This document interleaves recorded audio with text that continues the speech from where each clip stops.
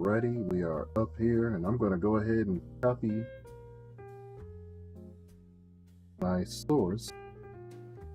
Let me see. Paste it, please. Oh shit. That's not what I wanted to do. What is my source? Let me see. Paste it, please. Oh shit. No, let's not do that. What the hell happened to my original link?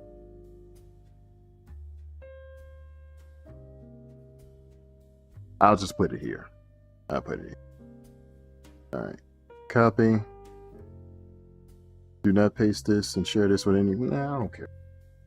I don't give a shit. Should be up. Wait. I already have this.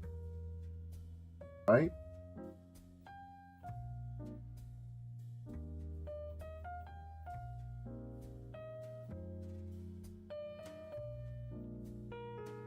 Widgets chat box. Wait a minute. You mean to tell me I already have it pasted? No, let's check. Let's check. I'm gonna go to my channel. Nigga. The live stream has stopped. What are you talking about?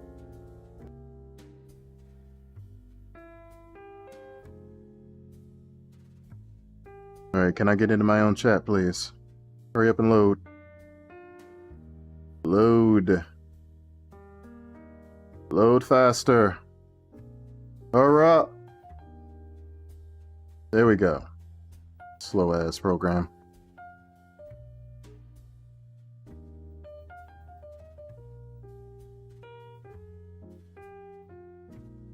Yes. Okay.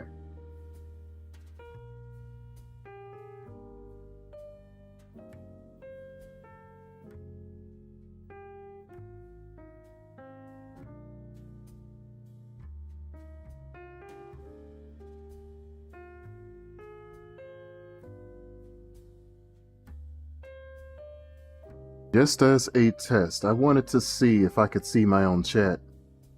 And apparently, whenever I was doing this before, I couldn't. I don't know why I couldn't. But I'm gonna fix it while I'm up here. Font size.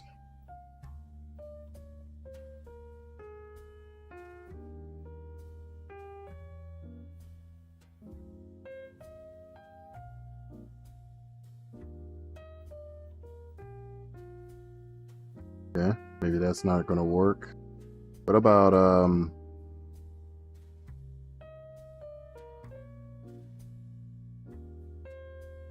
damn, custom fields?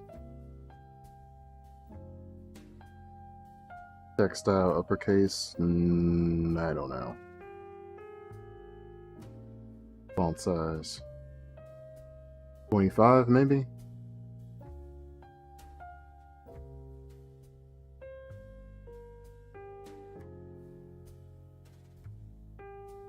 And then I save setting. I wonder if it appears to be bigger.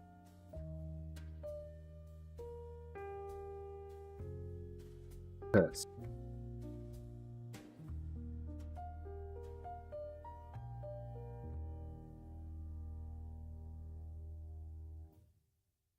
It's not that big. Okay, let's see if we can increase it. What about 30? Or 31? Let's do 31. And then save it.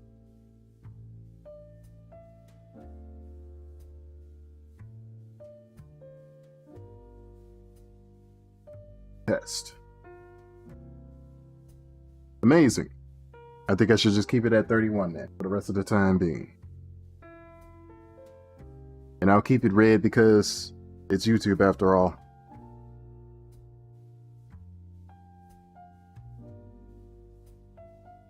And I want to differentiate YouTube from Twitch. God damn, it looks like it's really fucking big when I look at it up here in the dashboard, but it ain't really that big.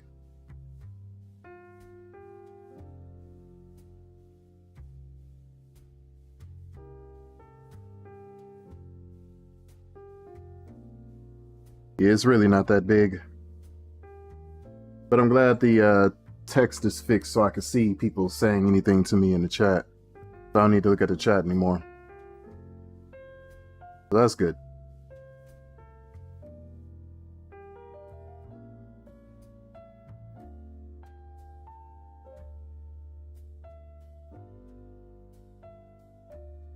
What about my notifications? Can I get some of that? Can I get like a test notification?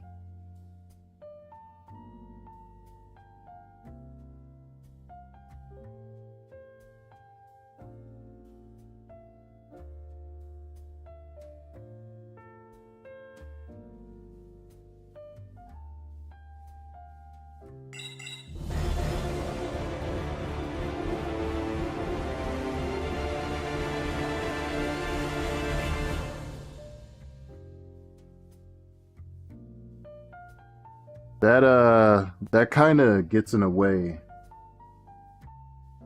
Yeah, that kind of gets in the way. Let me go ahead and fix that.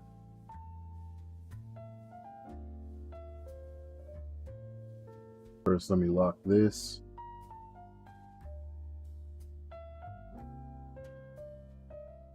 And then I might have to just throw this at the top.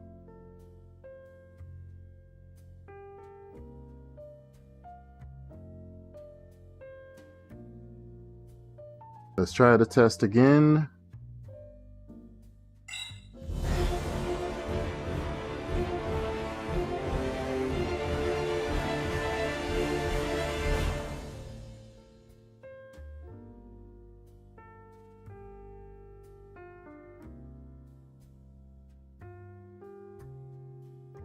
Maybe it's best to put it in the middle of the screen here. Because it would get in the way of me if I set it up on my screen.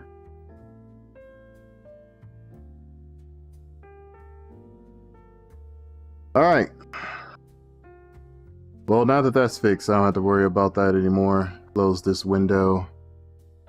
Close a couple of these other tabs. I want to get on with the stream. I did say I was going to start it up again, and we're looking at Destiny. We're listening to his take on this information regarding Dr. Disrespect, because he had a conversation with Slasher. And Slasher is coming across very disingenuous. Potentially going around channels, like finding underage people and then DMing them. And it's like, oh, I noticed that you're like, you know, like, oh, you're pretty young. Like, what do your parents think about this? And he's like hunting like young people, like trying to flip them into TwitchCon partners. That's something that I would expect the actions by Twitch, I would expect to be way more severe than that. Like, I would expect there to be some publicizing of what happened. Otherwise, he could just go to YouTube or another platform and actually like hunt people on those platforms. That would be like really bad, I think. Like, imagine if he ends up like predatoring some girl on YouTube who's 15 and then it leaks from Twitch that he was aggressively seeking minors on Twitch. Then I'd be like, oh shit, yeah. Why didn't they say something? Now you basically just had some person getting raped. Like, that's what I would say is. Okay, well, in my reporting, and maybe I will want you to read it. A big part, there's one more big piece of reporting which addresses what you just said, and there's a lot of the pieces to contextualize why Twitch was unable to say anything and why they do not say anything, and why something like the logs are never going to come out, nor should you want to see them. But is there an answer that's good, or is it just like to protect the victim thing? Well, they're the two main answers, and all that it needs to be focused on is that, quote unquote, it not only endangers the victim, which needs to be the priority, Destiny. It's not for. Wait, how does it endanger the victim? Any potential for the victim to be identified. How could it possibly lead to the victim being identified? It's a very strong question. Let's see if he answers. Like, did they include their address in like every single message to the doc? They're like, hey, what's up, doc? It's me, Samantha from 4227 Ames Street in Des Moines. Like, I understand, but there have been people scouring the internet for 4 years for every potential person, and like there have been many women that have been harassed in this entire situation by people. Nigga, shut that bullshit up talking about so many women who are harassed. Nobody harassing women. There's people harassing men. These dudes are chasing men now. Even back then, they weren't harassing women like that. Stop that bullshit. It's men that they're going after. I even made a video recently saying, hey, women, you can go ahead and just hang it up. You think these dudes are after you? No, they're after other dudes. These dudes want pussy. They are some fucking... Yo. There's some real closet homos up out here, bro. They're pretty disgusting. On the internet who thought that they were involved in the situation. Many women have had their lives up from not just the situation, but even other interactions. You talking about women having their lives fucked up? You think that Twitch is making their lives better? Look at what Twitch has on its platform. While we're talking about it, we could go to Twitch right now. Give you a good look-see as to what you get to look at on their platform. Cutie kitten.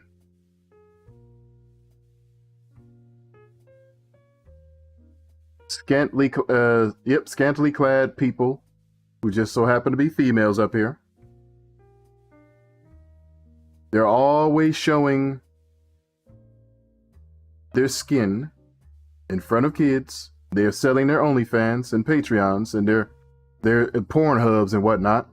Content for children. Open display. This is on their front page too, mind you. I didn't go anywhere else. This is the front page. This is the front page. All these chicks are pedos. Every single one of them. Look at this. Her thighs wide open. Look at this. This is a VTuber. And that's their VTuber character. That's one hop, skip, and a jump, one bumpy road away. One bumpy street away from a wardrobe malfunction. That's what the attire is coming from the VTuber's body.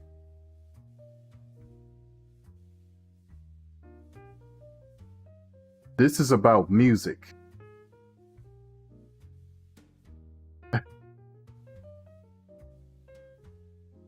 About music, and they just couldn't help themselves. Let me go up here and show some skin, huh?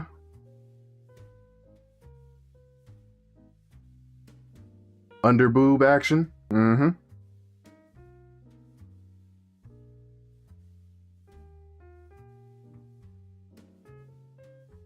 I thought she had on like a rainbow pride shirt on. I was about to say, yo, here we go again.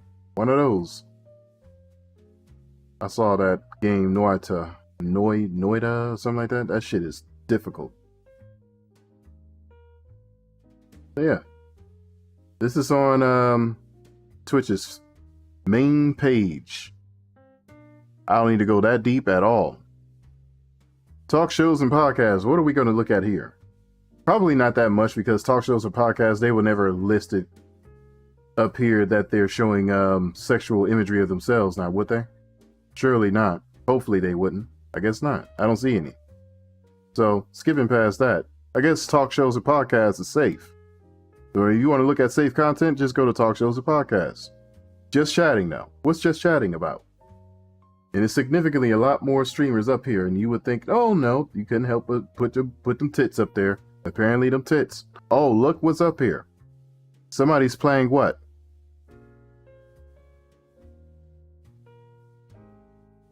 What the hell is this? What the hell is this? New outfit, you laugh, you lose. Anyway. Yep, another booby streamer. They're all over the place.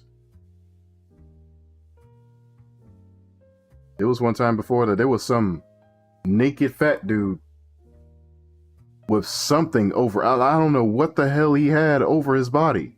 But he was naked, fat, and I don't know what the fuck was going on. No, he doesn't suffer any form of punishments.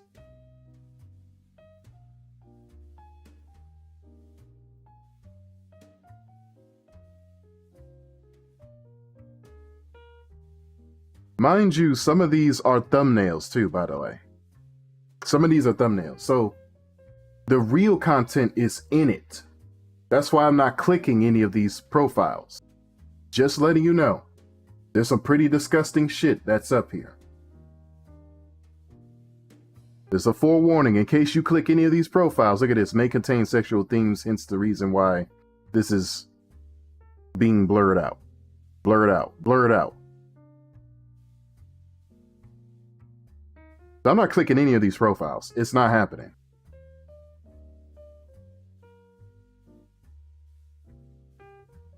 Anyway, let's go ahead and keep on reading it. It's unrelated to this specific case with Doc, and there is something I was going to show you, just you, later. Okay, but now there's only one circumstance where I could see this making sense. When you say, if you show the logs, it could potentially be bad because it might implicate somebody. The only way that this argument makes sense is if the doc had a large number of victims. Because in my mind, the first thing I think of is like, okay, well, if you show the logs, Dr. Disrespect, he knows who he was talking to. They said they were a minor. Like, he's going to know if he gets unpartnered no matter what, obviously. But if somebody's saying, well, we can't let him know who it was, oh, that means that he was like sexting with multiple minors and he doesn't know which one was the one that returned him into Twitch. That's the only way that statement can make sense to me. Is that the implication I'm supposed to take from this? No, all I'm talking about is this specific case involving a singular minor. And then, what the fuck did I just say?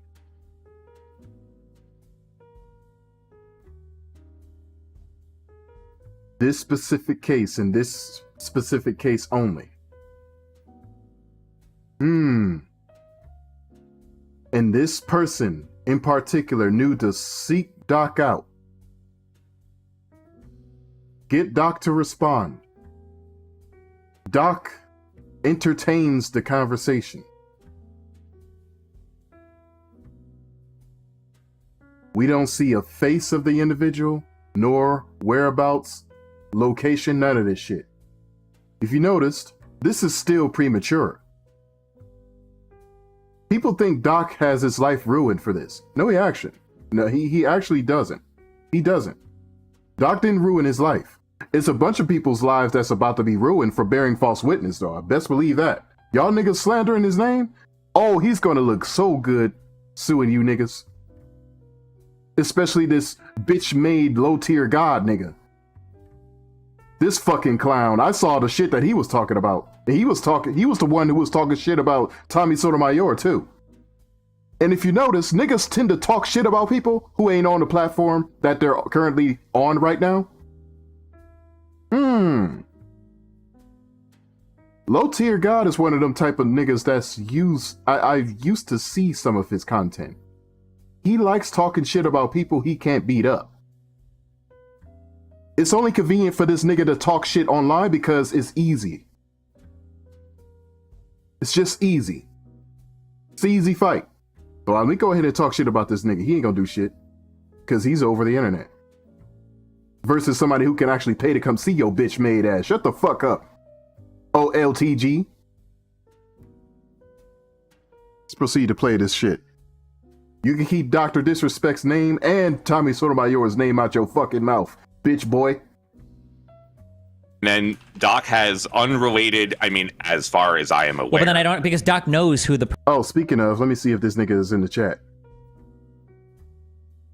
I think a Commander CDN commented, said, yep, your hard drive needs to be checked too. And I sent the response to this fag boy. I said, pull up on Discord and talk the same shit, bet you won't.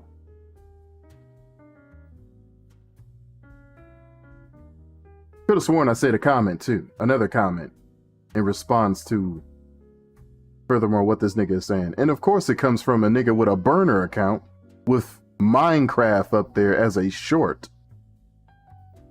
Surely this isn't somebody in a burner account talking shit. The only way that this Surely it isn't. Surely it isn't coming from a nigga with a burner account talking shit whose IP that's going to track, if I track your IP, it's going to go to a big name, a big well-known name account. Should I get to start IP tracking up in this bitch? If it ever gets to that point, I will do it. argument makes sense is if the doc had a large number of victims. Hold on. Legal definition. Okay, let me know when you're done. Okay. There is no legal definition of on the. What do you mean legal? You think it's enshrined in law? Many Twitch and ex-Twitch employees that are not happy with him right now. No, it does not seem like he is a very reliable person. But hold up, did he work in the I've not spoken to him. I do not know anything. I don't know. Okay, Destiny, did you see this guy's tweet? Not listen to this guy. Drop in here first. Trained people viewed docs. Wait a minute, was that Abba from Abba and Preach coming up here? What the hell did he have to talk about? Because he be making bad takes like the majority of his life. I don't know what the hell be happening with that dude. I want to see his take on this shit too. Is for me to care that much when you're talking about like a 17-year-old or whatever, I need to see the logs. Otherwise, Also, yes, a 17-year-old, nobody gives a fuck about what a 17-year-old said toward an individual who just so happened to be older than them. There's a little black bitch that was 17 years old who has a relationship with a dude. This dude is paying for her, picked her up and engaged her. And she's also a chick who's well known on OnlyFans, not OnlyFans, Ghetto Gaggers.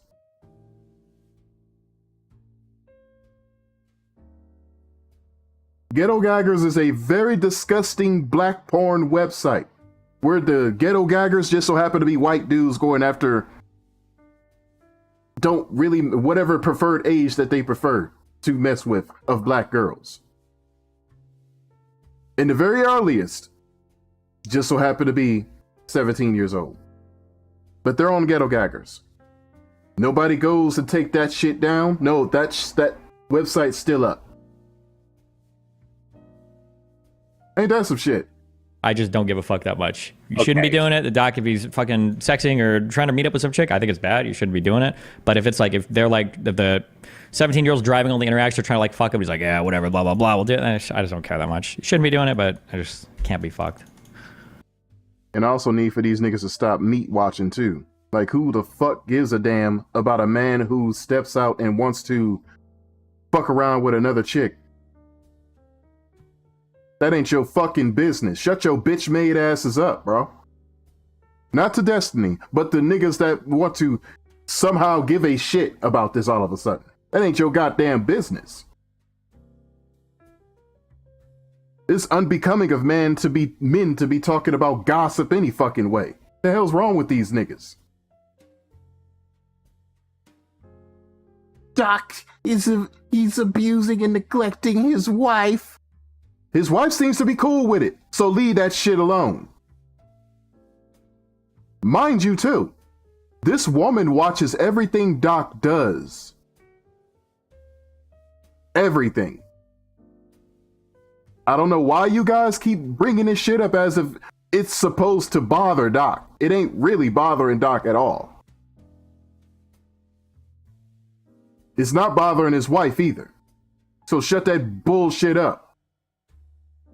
Hunting like young people, like trying to flip them into TwitchCon partners. That's something that I would expect the actions by Twitch, I would expect to be way more severe than that. Like, I would expect there to be some publicizing of what happened. Otherwise, he could just go to YouTube or another platform and actually like hunt people on those platforms. That would be like really bad, I think. Like, imagine if he ends up like predatoring some girl on YouTube who's 15 and her, and then it leaks from Twitch that he was aggressively seeking minors on Twitch. Then I'd be like, oh shit, why didn't they say something? Now you basically just had some person getting raped. Like, that's what I would say is. Okay, well, in my reporting, and maybe the victim, which needs to be the priority, Destiny. It's not for.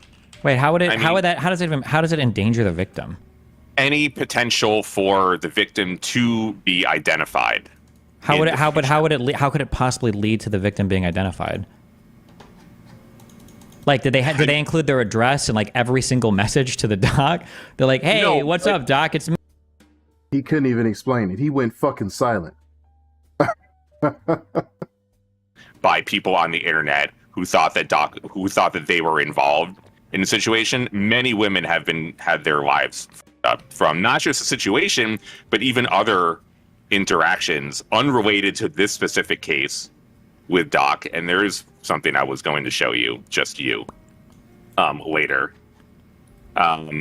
Okay, but now there's only one circumstance where I could see this making sense.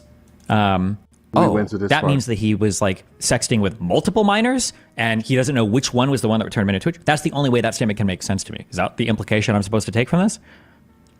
No, all I'm talking about is this specific case involving a singular minor. And then Doc had... That's how you can tell Doc was set up. And this was a grown-ass individual pretending to be a minor using a burner account.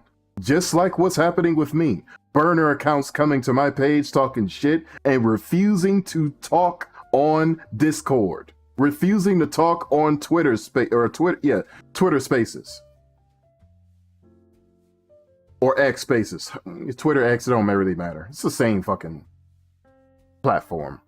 Hasn't really changed. It's still leftist. It's still liberal. Stale as fuck. Nobody really wants to go there. As unrelated, I mean, as far as I am aware. Well, but then I don't, because Doc knows who the person was, right? Yes, but the public doesn't. Nobody else does. Yeah, but how is the public seeing a personal DM going to like clue them in? Like, do we have?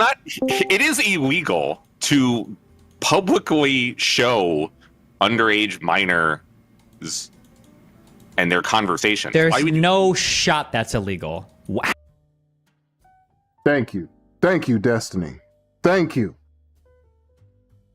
We're talking about people who have no involvement into the law system. Who don't know what the fuck they're talking about, and even I know that shit is not illegal. These are text messages that can be disclosed. Anytime you can disclose text messages of a dude sending texts to the woman, saying that, I'm gonna put my dick up in your throat, and whatever. Like, anytime you see some shit like that, it's apparently okay for her to leak them, but you can't leak this information about this so-called minor, and you don't want to do it? Man, if you don't shut your bitch ass up, whoever the fuck this slasher nigga is, and anybody believe you, look, if anybody who believes this guy at all, you deserve exactly what you get. If you believe him, you deserve what you get. How? What? Companies cannot divulge private information, especially in that case, to the public. Nigga, if this is information involving a company that gets paid by everyone else's top dollar, we have the right to know this, stupid. You fucking retard. This is a public company producing public information. We deserve to know this. And you refuse to drop it.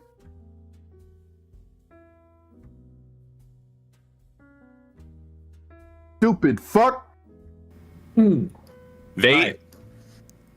not only that, Slasher, I don't think what you're saying is true about not being able to divulge it. But also the thing that doesn't make the most sense here is you're saying that it is, but it is true. So it doesn't really. What are you saying is true? Wait, hold on. If two people are having sex with each other, so like for instance, for that one girl that convinced that boy to kill himself, didn't we see all of their texts like published in the media? You're saying that was illegal, or? Yep. I don't know what. I would have to look at how the text became public. Was it through one of the two parties that made the text public? It was made public, my nigga. It was made public. It was made public. It don't matter how it was presented. It was presented in public. We know about it. And then you guys don't want to drop the information in a conversation that supposedly, apparently involved Doc and a so-called minor. Because you don't want us to see that the text that you guys are talking about does not involve a minor. But it involves one of you niggas. And who's to say that Slasher wasn't the motherfucker that Doc was talking to on the other end? I would not put it across and put it past the fact that it was Slasher's bitch ass. That's why he's talking about it. That's why he's so adamant about it. Case, and that is why they became public. Those two things are very important here. But this is also a company overseeing two people's private messaging between each other. So not when you say illegal, only do you mean civilly or criminally? No, illegal always means criminally. What do you mean? Wait. What do you mean? This is a company overseeing? Or how does that matter? Tech companies can't show personal interactions and information publicly to begin with. Well, wait. If they can't show it, probably as like part of their TOS or something, right? Or part of like the agreement that they've made with you. But I mean, like the FBI and people can subpoena companies, and people have posted emails that have been leaked before. Like it happens. Yes, but that's still not from the company. You've never seen a tech company publish correspondence between two different people. Sure, but the tech company doesn't have to. It could be an outlet, right? The company wouldn't, because why the fuck would the company ever publish anything about it? But like a journalist could. But how could a media company get? Media company cannot. How does a media company get information from a source? You're the journalist. You tell me. What do you mean? Of course, it happens all the time. Media, from as far as I know, I do not know any instances of media getting conversations between two people and printing a private conversation between any user, let alone conversation that involves a minor, which there isn't. Yo, the comment section is roasting this man to flame. You hear me? They're like, he a loser. Question mark, question mark, question. Like nobody knows what the fuck this dude's talking about or on about. And he has various different opportunities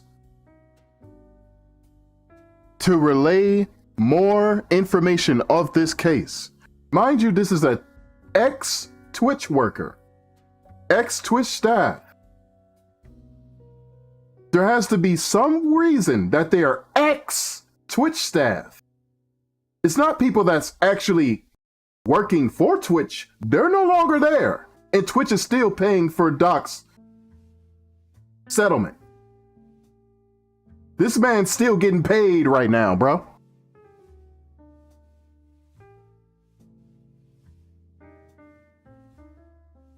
There was a case he wanted. What the fuck are y'all talking about? Extra layer of the legalness. Absolutely to that. But I would think in general, in normal, that doesn't happen. I mean, like, don't we literally have mainstream media people like publishing pics and personal information and private? Yes. Like, look at the whole New York Post story. Or sorry, go ahead. Well, one person is publishing the information. Whoever either got the dick pic or sent it, or whoever would access the phone, or you have things like, hacking where people hack into other people's phones and then get, Okay, so right now, so if I go and I screenshot my conversations with Nathan and I put that conversation on screen because my son is a minor, have I've just committed a crime? No, because they're not sexually explicit in nature. You don't know. I'm just kidding. I'm so sorry. I didn't mean to interrupt. Jesus Christ. You can, okay, so he. Does that make it there? Okay, I'm gonna go look for laws. I'm searching this up. Okay, let me get the worst search history ever for the FBI to look at my. As a report in the piece, when this happens, Doc was reported to NCMEC, which is NCMEC, which is the National Center for Missing and Exploited Children. Anytime that a situation happens where there is a trust and safety report within a tech company that involves a minor and it is confirmed to involve a minor, that is sent to the National Center for Missing and Exploited Children, and they work with law enforcement agencies all around the country to directly get themselves into. Are you sure? Like, because like I know, for instance, there's differences when you talk about like pictures and explicit like messages. Like I think that if the age of consent is like 16 in a state, like two 16-year-olds can like have sexually explicit messages with each other. But if they were to send pictures, that would become like a federal crime. But the messaging is okay in terms of the law there. So I don't know why publishing the messaging would be like illegal or against the rules. Also, it would depend on what also. Not to mention that South Carolina's age of consent is fucking 15. Yeah, it is 15. There's this one black bitch that was arguing with Tommy Sotomayor talking about how she got her first tattoo given when she was age 15. She now goes on Twitter promoting sexual content.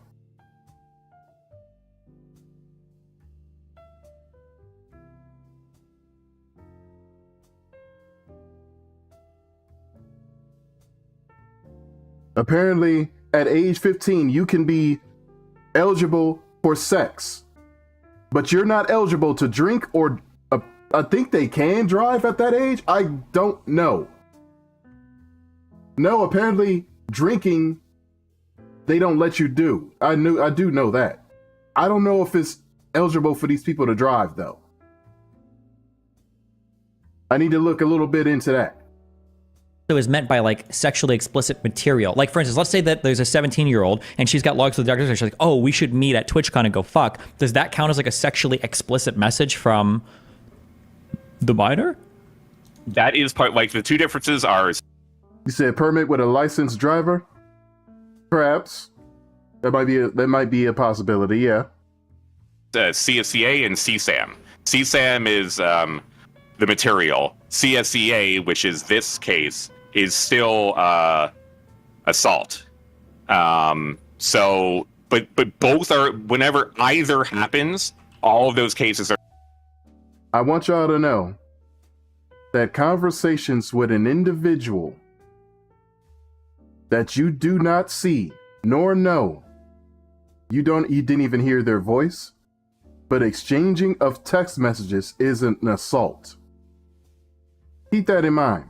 They set the precedent. Now let's go ahead and let them lay in the bed that they made. They're sent to the National Center for Missing and Exploited Children. See, Sam, having the media, whether it's pictures or videos or whatever, that is more extreme. Those cases are taken even more seriously with larger potential for a criminal action. CSCA, which is this case, the criminality portion is ambiguous. That part is true. Like, there's been no evidence of something criminal being applied in this case. However, I, as I wrote in the piece, do not have even knowledge of what the agreement. Nigga, what did you just say? Hold up, bro. Because if there's no evidence of anything criminally done in this case, and niggas online are too busy trying to paint Doc as a criminal, I'm glad you said that shit, my boy. Because now we got a different issue. Defamation lawsuit coming to a door near you. Ambiguous. That part is true. Like, there's been no evidence of something criminal being applied in this case. However, I, as I wrote in the piece,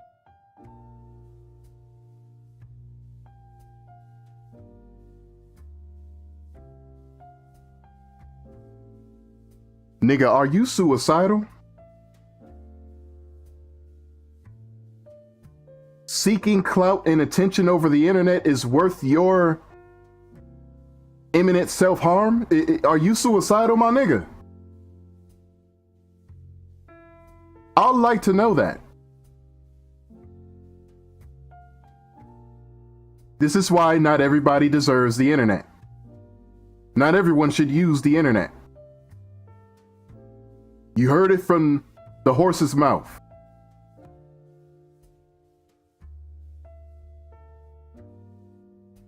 Anybody else listening to this stupid motherfucker, you deserve exactly what you get. Do not have even knowledge of what the agreement exactly was and who or what is involved inside of the agreement. So I am unaware. Like, if it goes to the National Center for Missing and Exploited Children, they are directly involved with law enforcement around the country to then investigate. Okay? Mm-hmm. But then afterwards of what has potentially happened, there is no. When family members ask if you lost your V card, would 95% of America be guilty? You want to know what's funny about that? Little black boys get sexually exploited by grown black women all their life, and even after the age of 18. I haven't reached 18 yet, but they are immediately talking about sex with me.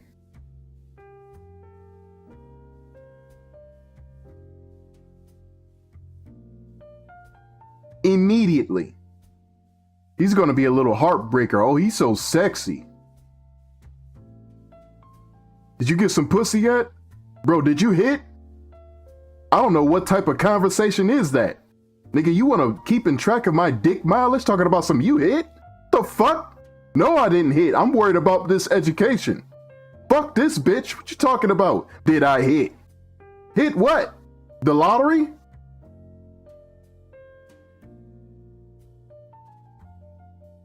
Your own mother or aunties would brag about y'all's manhoods. Thank you. Thank you. Information. I do not have information after that. However, any case, even with the CSCA, not just CSAM, has to be reported to NCMEC automatically. My damn auntie walking around the house butt-ass naked, knowing that I'm still present. Oh, it don't matter. The fact he's seen a naked body before. He'll get over it that he sees me. Motherfucker, no.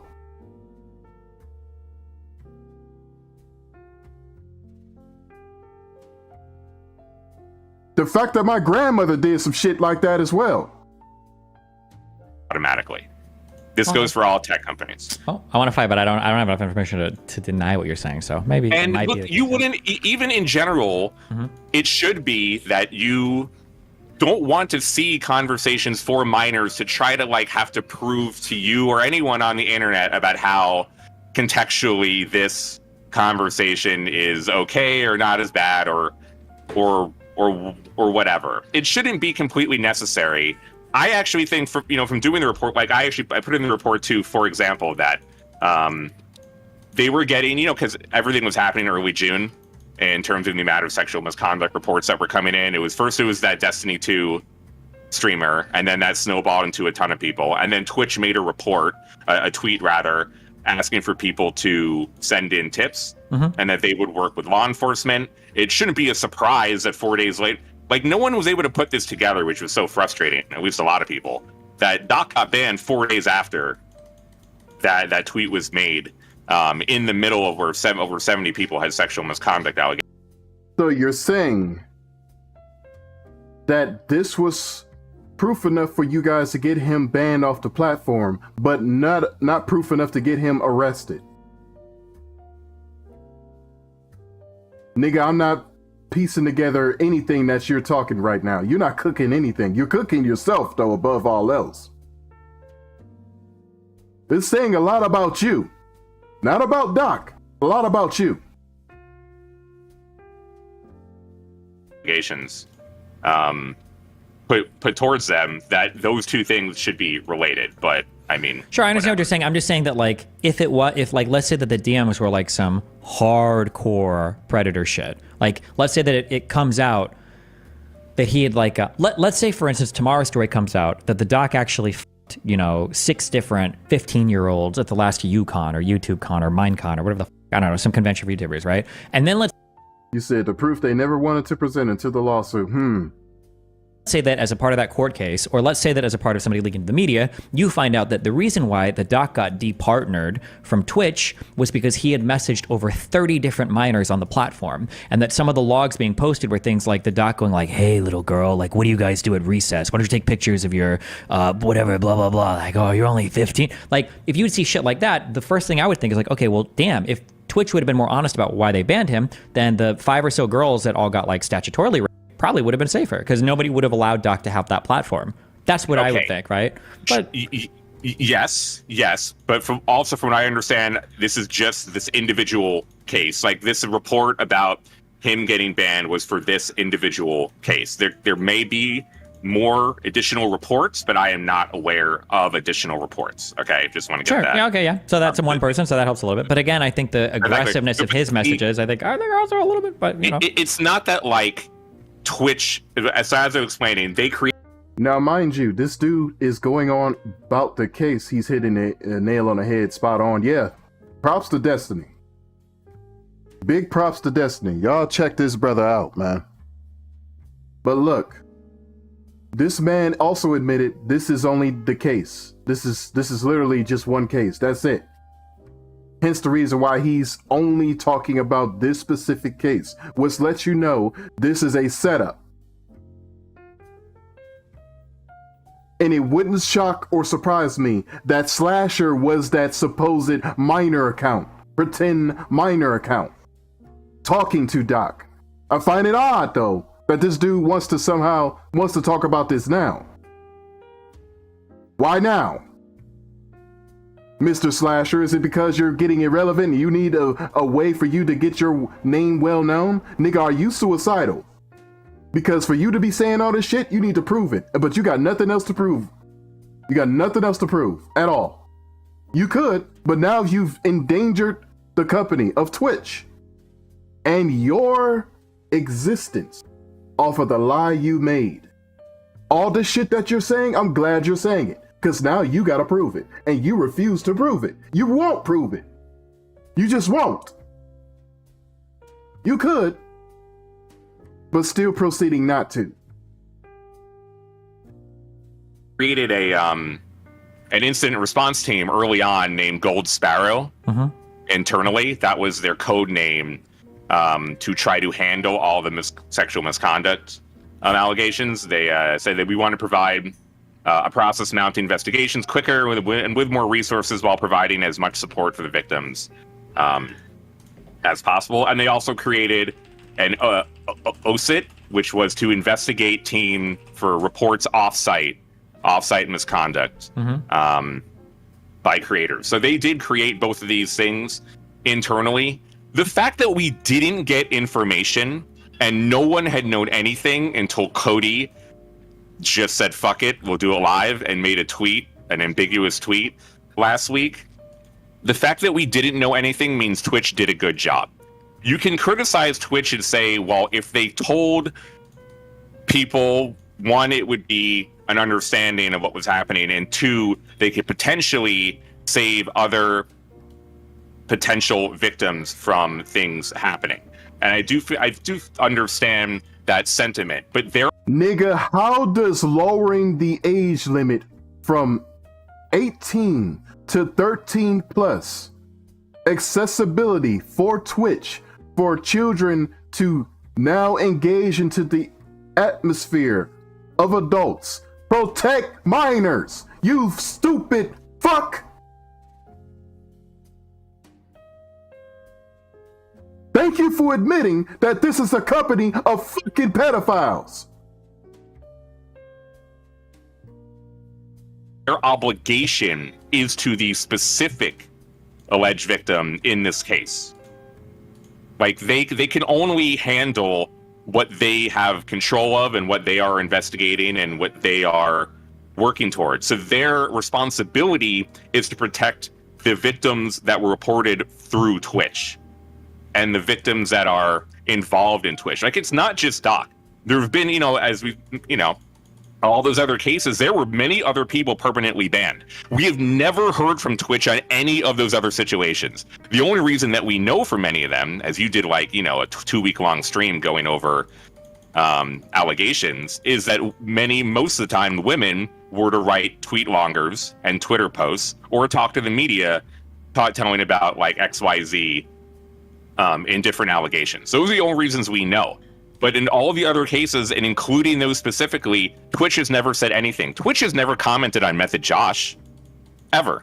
They've never spoken about Method Josh. That has never been a thing that you will ever hear about. But you know and understand what happened there because the victim in that case spoke out, and you have context to what is happening. But Twitch's responsibility ultimately will always be on the victim and to try to do what they can, and specifically in this case, because it involved a minor, having it always be as anonymous as possible, and their safety was their primary importance. Sure, you can say all of this, but like Twitch could have literally just said like, we've terminated the contract with Dr. Disrespect because we found out that he was engaged in like illicit sexual contact with underage people. Like, I don't know how that statement endangers the victim. Like, Doc already knows that personally. He knows 100% why his contract was terminated. So I don't know how that... Like if they give the specifics here, then they're obligated to give specifics on many other very delicate, strong situations. Wait, why? No, they're not. Is it completely necessary that Twitch or another tech company is responsible for giving specifics, especially in a case like this? Is it completely necessary? I mean, like, probably not necessary. It's just like nice for like the public safety, I guess. But it just depends on, like I said, the moral culpability of a company for cutting somebody off, because it would be very easy and I think very quick to turn the lens around and say that Twitch isn't acting out of the best interest for the minor, and Twitch isn't acting out of the best interest for Dr. Disrespect. Twitch is actually just looking out for itself. The idea of national headlines going major partnered contract worker from Twitch, Dr. Disrespect, was DMing other minors on the platform through Twitch's Whispers product to elicit a sexual encounter with her at the next Twitch convention, right? It's pretty easy to look at that and go like, oh, no wonder Twitch doesn't want to talk about this publicly. It makes them look bad because it's literally a contracted streamer using their platform to f a minor at their event. Yeah, obviously, right? So I don't know, this whole framing of like, oh no, Twitch is doing it just to protect the minor. I think that's bullshit. Don't you think you're being a little bit too cynical here? Wait, hold on, wait, hold on. Don't do the Hassan strategy of just like using an adjective. What part of that analysis do you think was unfair? When you ask me, am I being cynical by saying that a subsidiary of one of the largest companies in the world, Amazon, by market capitalization, is looking out for the valuation of that company? Am I being cynical? No, I think I'm being pretty pragmatic. No, yes. That part. If we learn more about this information, in which it just might happen, but in order for it to happen, there needs to be a criminal investigation into Twitch, and we need to know everything that's happening with Twitch. I know this nigga is lying, but I just want more information of this nigga lying. We will find out about if you're lying. I'm not even going to leave it to God to deal with somebody bearing false witness. But boy, oh boy. You better hope somebody gets a hold of you before I do, because I'm going to beat your ass. Part I don't disagree with. It's the aspect of, I don't think it is Twitch's responsibility. I don't even think because it involves a minor in this case, they can legally even say what that hypothetical statement giving out. I don't think you literally can't make a statement whatsoever.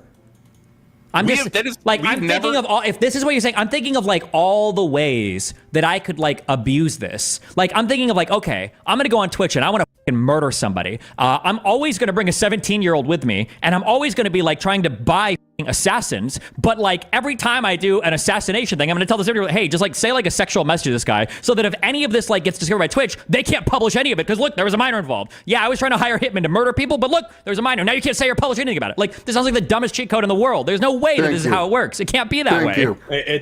It's not. You don't see tech companies commenting on it. Wait, that's right. It's in their terms of service. Yeah, and they don't do it or not, and they can get sued. They also don't comment on it because it doesn't serve their interest. Why the would they say anything? It's not that they're not saying it. It would just be bad for them. Like there was one company that spoke. All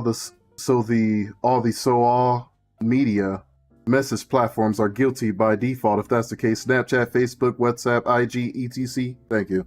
Thank you. Spoke about a specific ban. I think it was Patreon when it came to Lauren Southern getting banned for that Mediterranean Sea shit. They decided to come out publicly and say something because a lot of people were getting randomly banned, and they got completely shit on for saying anything for it. And they tried to do the full transparency thing. I think that's why companies don't do transparency, because it literally doesn't do anything positive for them whatsoever. It's just a bunch of negative PR, negative press, like negative sentiment. Like it's just horrible for them. So they're just like, I won't say anything. What positive things happen by Twitch going out and saying anything at all about this? It's literally all negative for them. It's much better for them to just like say nothing, ban the guy. Has it not been even worse? Not only was Guy being able to rehabilitate his career after the initial ban, but he got bigger than ever, and his stream became bigger than ever. Wait. You think that Doc got bigger after his Twitch ban?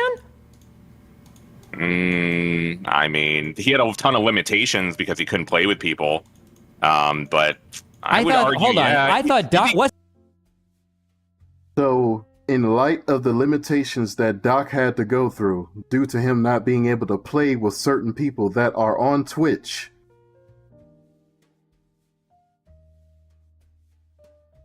that wasn't enough. That wasn't enough. They just had to keep on hitting at him, huh? This is how I know now. This is a fucking premeditated hit to get Doc knocked off the internet. This is jealousy. He just said it in this statement. I'm going to, if I find out who this slasher nigga is, I will beat the brakes off your bitch ass, boy. I swear to God, I better not find you, boy. Wasn't Dr. Disrespect not even on the verge of, wasn't he getting like A-list sponsors when he was on Twitch, like sponsored by Gillette, and like doing like major events? I think didn't PUBG or whatever, one of those major things try to make him like the fucking fate? He was getting invited to all these fucking tournaments. I'm pretty sure a lot of that died off after the Twitch contract termination. That was my recollection. He became the face of San Francisco 49ers. He was in the new 2K game. I mean, I felt like he did rather well. Maybe not bigger, but at least I would think on par. And through a lot of that time, the discussion. Yep, even Mixer wanted him. Everybody wanted him. Ever since this Twitch banning, people turned their back on him. Bruh.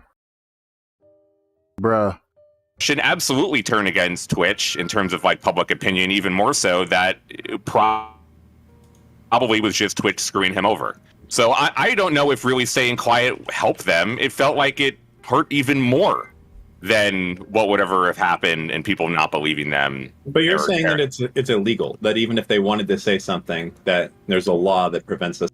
There was G Fuel.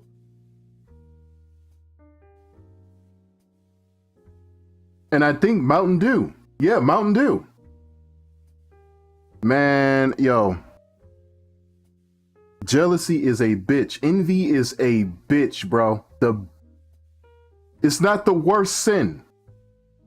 The worst sin is sloth.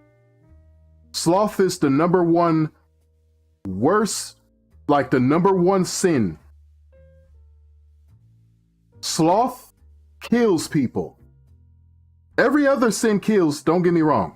But sloth is the number one biggest issue. Up there with sloth is envy. We see envy right now. This from happening, some law. I know that when it involves a minor, again, it is sent to National Center for Missing and Exploited Children. They work with law enforcement agencies to investigate.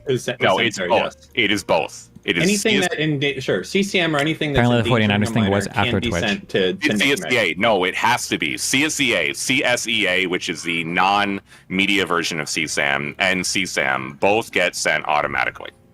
Okay, so a reporting agency, which is the tech company in this case, when they send that type of stuff in, which they do, that basically goes to that clearinghouse as you're talking about there. But that does not mean that the tech company can't release redacted text logs of anything going in there. It's not the case. If the doc had like naked photos of a teenager, then definitely they can't release that. That's going to be against the law, because then they're publishing content that's actually illegal. But as far as just pushing out the logs or saying what happened, that would typically, the reason that they wouldn't do that would just because they'd be afraid of getting sued by Doc, because their terms of service probably says that any information that you gives us stays with us, things along those lines, but definitely not. I do have to say, the more this nigga Slasher talks, he's digging himself an even deeper deeper hole. All you need to do is let these accusers do is to dig themselves a deeper hole, and that will be enough of what you need to side with and support the doc even more. Again, let these people make these accusations. That's what Doc is doing. Let them go ahead and lie, because they got to explain it. And the way they explain it gets so much worse. I love what's happening. And it's funny that I said Twitch needs to be taken off the internet. And it's interesting how it's happening. This is the year of revelation. None of you niggas are hiding from God. Like, if we publish your shit, we're going to jail. We're doing something criminal. Like right now. Oh, and by the way, TikTok, you're next. Oh yes, you're next. Ooh, it's over with. Gmail wanted to. They could go and they could publish your emails. But they never. Look horrendous for them, but they could do it. You will never see a tech company publish private correspondence between two users. Forget being the extra stuffness of there being a minor involved. Well, hold on. No, wait. To be clear, that's not true. There was a major tech company, one of the largest social media companies in the world, published emails between employees when Twitter did it with the Twitter files, no? Did he... You can do things with subpoenas and FOIA requests. That wasn't subpoenas. Those are just journalists covering their shit. They're just journalists like publishing Elon shit. Musk giving them access to the shit. Or was it Elon just giving them everything? Yep. Yeah. Now you could argue that those were like on emails on business accounts. They might Why have been. don't you ask Elon to buy Twitch? Obviously, he has the money, and then he could just send out everyone's information. That's pretty much how you're gonna. I don't know. Seems like an exception here. What did you want to have happen in this situation? When we started there, what do you think? I really think after seeing this back now for 4 years that Twitch never revealing anything and all of this only happening because of Cody's tweet, they did a good job. I really feel like the people that were working on this case, that were interacting with the victim, that handled the punishment and that in the aftermath, they never spoke to me on the record. These people I have been talking to or around primary sources for years, never agreed to speak on the record. It has been consistent that the only thing that I have been told many dozens of times over and over, their priority is to protect the victim. I know it sounds probably cheesy or bullshit or whatever, but that is really what I was told so many times about why they would not talk to me. No. Wait. Why was Dr. Disrespect? Why was Dr. Disrespect paid out from his contract then? That's a good question. It is. I'm not saying that that's not a bad question. I do not have details on the case specifically. Do you think that they paid him out from his contract because it was part of an NDA that the doc would have agreed to? Like, well, fine, I won't say anything about this to anybody. I won't mention anything to anybody as long as you like settle with me like on this contract here, like pay me up through this, or at least like make me right on this. I have been advised not to speculate.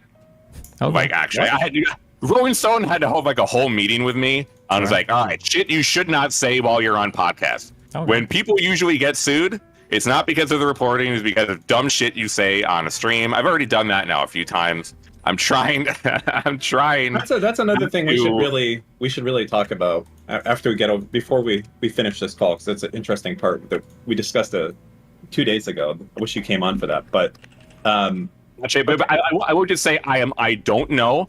It is very possible that there is an NDA, and there is very possible there is some extra circumstances here. All I know is that there are other cases like Wes Moonves had allegations of sexual misconduct when he was running CBS, and he was ousted, but he still got his $30 million payout, even though it was ousted.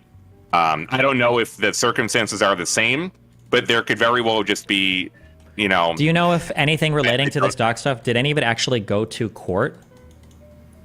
Unaware. Okay. Wouldn't civil suits have to be filed publicly somewhere, or it could have been done in arbitration as well outside of the court? I have filed requests in every single major San Diego, Los Angeles, Southern California courthouse. So have other reporters, like from Washington Post back then, Bloomberg, Cecilia, who did all of her reporting. Well, hold on. Well, what you should do is... Nothing's ever been found. Wait, hold on. Those requests. What you should do is grab somebody that has a Twitch partner contract. In that Twitch partner contract, I guarantee you there's an arbitration clause. That arbitration has probably been relegated to some third party that you could contact for them and see if they have a comment on it, right? Like if it's guaranteed to be arbitrated by XYZ company or XYZ whatever, then like you shoot an email to those people, see if they release any details about that. They do not have no details. The only people who would have details are still declining to comment. Oh, well. I don't know why... The only people who have specific details on what the legal agreement entails and why it was done that way are still not speaking. Everyone else is a secondhand source.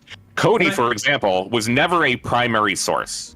Okay, Cody, as a person, was always a secondhand person to gain knowledge from somebody else. Are you saying he didn't have firsthand of this? Wasn't he head of partnerships at Twitch? It doesn't matter. So he didn't know then, for sure. He had no idea. No first. So trust and safety is going to be separate. Trust and safety is going to be separate. But you're saying that he didn't talk to this guy or see this stuff for himself. No. Cody is a second-hand source. That's a big statement to make. I think he might say that I know for goddamn sure I bet my life that this happened. Well, we have no, okay for structure of Twitch one, trust and safety is completely separate. So it's possible they separate. And then number two, if separate. Yes. If he saw it himself from someone in trust and safety, I'm not saying if his position does it. Did he know for sure this happened? Dan, you can't see it unless you are working in trust and safety and/or law enforcement and/or investigations within Twitch. Well, no, because what Dan is saying is that it's possible that if you have friends in trust and safety, depending on how many people in trust and safety saw it, it could have absolutely been like so many partnerships. I know for a fact that happens 100%. But if it's a special enough partner and the report comes through the correct channel, it might be just one guy. At least I used to know it might have been just one dude that saw that report and he took it straight to legal or straight to the individual that was responsible for negotiating contracts with Dr. Disrespect, which is why it didn't get seen by a whole bunch of people. That's possible. I'm saying there are avenues where it could have been seen by a lot more people, and there's avenues where it could have been seen by literally like 5 people. It's possible. Yes. I can say it was a very limited amount of people who had access to the internal documentation in this case, and they do also log internally who is viewing it. Not even just making any changes, but Amazon does and Twitch tracks who not only has access, but who is at what time, like it's time-stamped, and you can see what happens. So no, Cody specifically did not have access.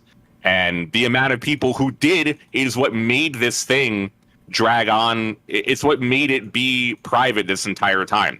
Because the only limited amount of people who are primary sources through this entire time had declined to comment. It only changed when Cody made a tweet, and then I and a few other people were sent a document. The document being his internal report within Trust and Safety. Someone, I do not know who, I was not able to verify who sent me the document, but I did authenticate the document with several other ex-Trust and Safety Twitch employees that it was real.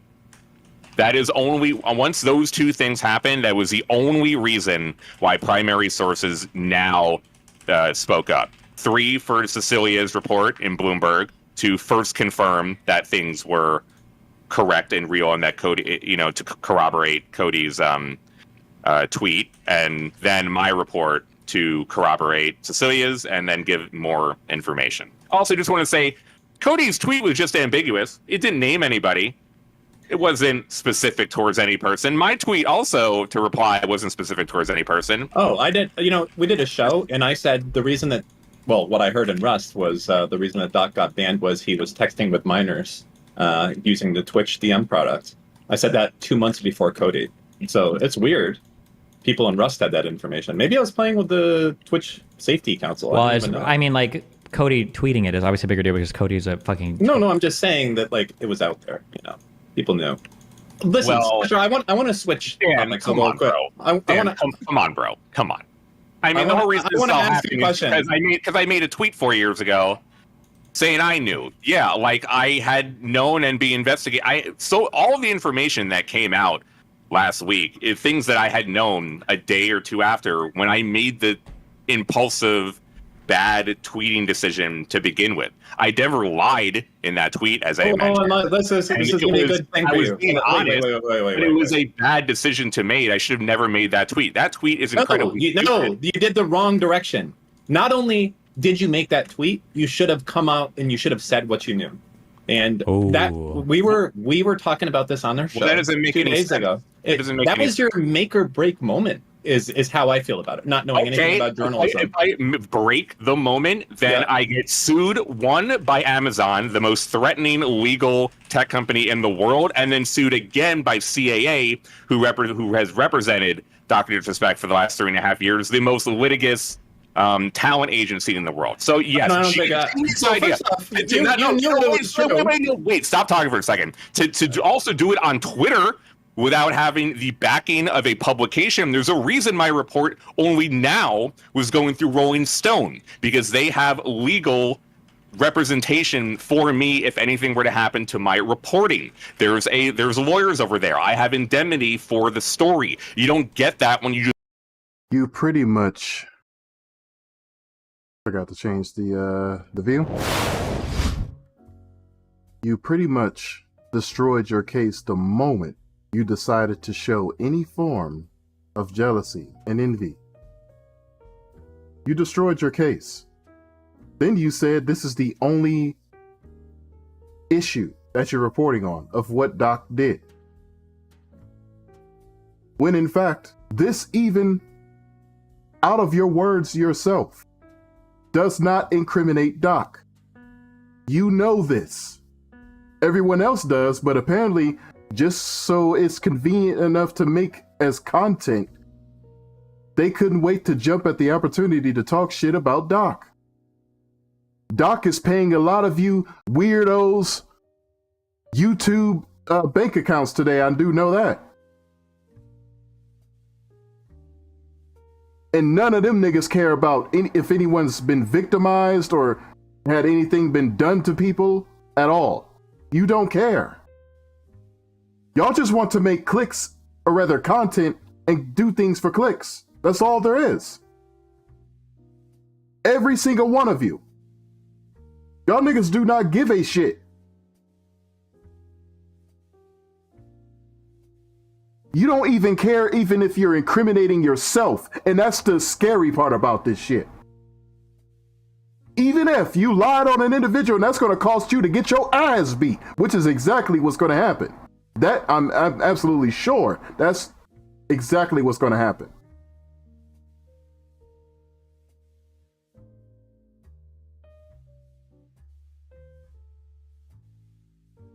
Crazy.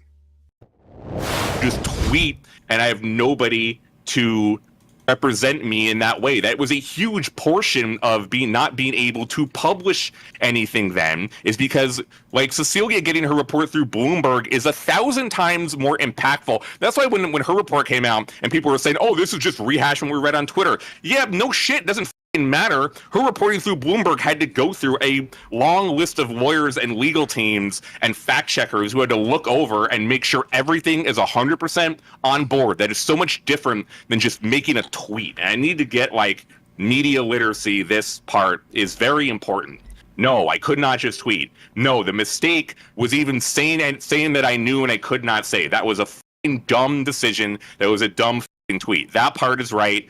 This extra layer you're saying is totally misguided and incorrect. All right, so now I'm going to talk. So one, you could have done it, okay? First off, there's pretty good journalist protections in this country where you can't force journalists to go and reveal their sources. So it doesn't matter. You said you knew firsthand, hand to God, that this guy who told you works for Twitch Safety said, this is why it happened. He told it to you. That's a source. He's saying, I'm not going on record. He doesn't need to go on record. You've now heard this. You can now go, this is what I have heard. I'm not publishing my source. That's the end of the day.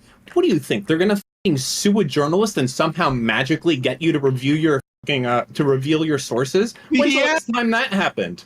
Unfortunately, a bunch. I'm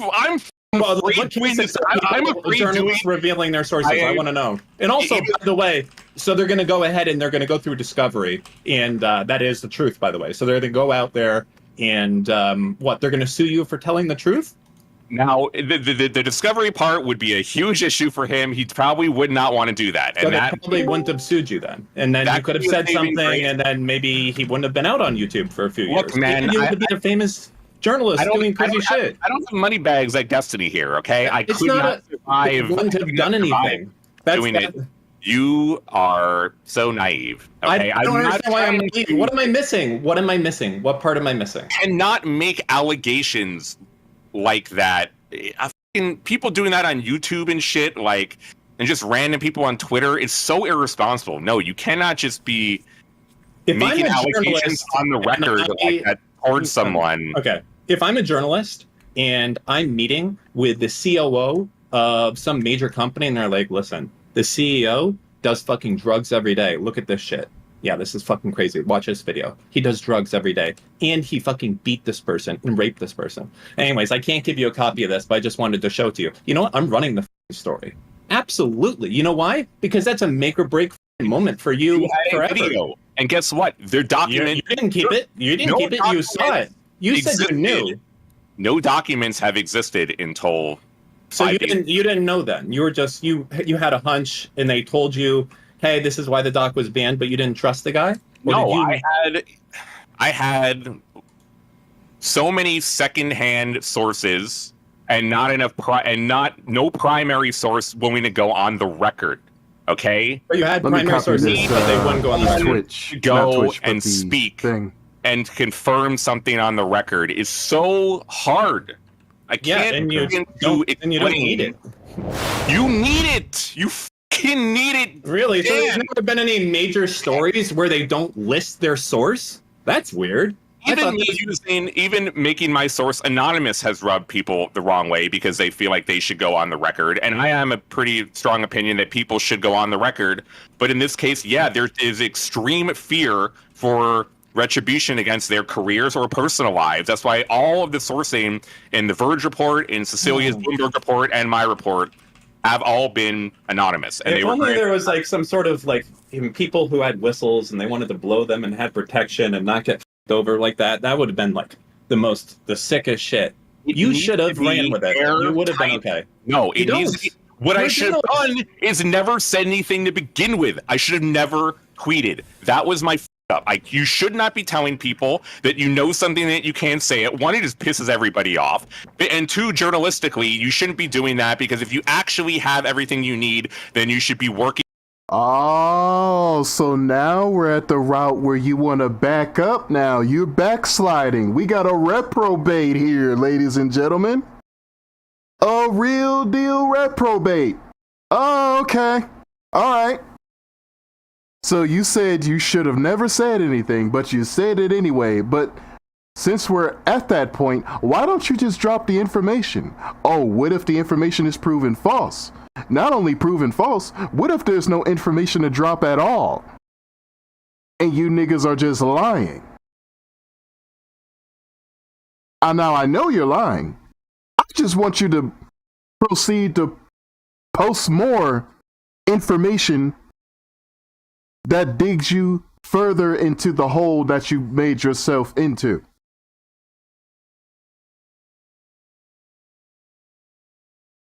The best way for you to stop digging yourself that hole is to throw the shovel away. But that's not what you're doing now, is it?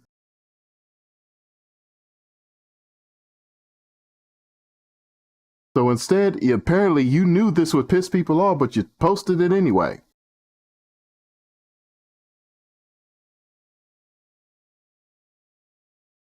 I should have never posted this. Yeah, you should have never been chasing clout. Because you were so hungry for clout, thirsty for clout. Now you want to back out. Crazy shit, bro. Crazy times we're in. Anytime you want to back out, best believe that nigga's lying.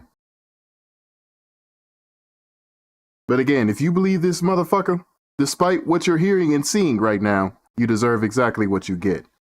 On printing the story and releasing the information, not just like fucking having a hard on. Pros and cons here. Pros and cons, right? So if you did go out there and said that, here are the pros that have happened. Doc wouldn't have gone on to, for 5 more years, get more popular, maybe do more damage to other people. That's number one. Number two, that would have solidified your place as one of the most game-breaking, huge pieces of information broken directly by you, solidifying your spot as like a massive journalist at that point right there, instead of like disappearing for 3 months.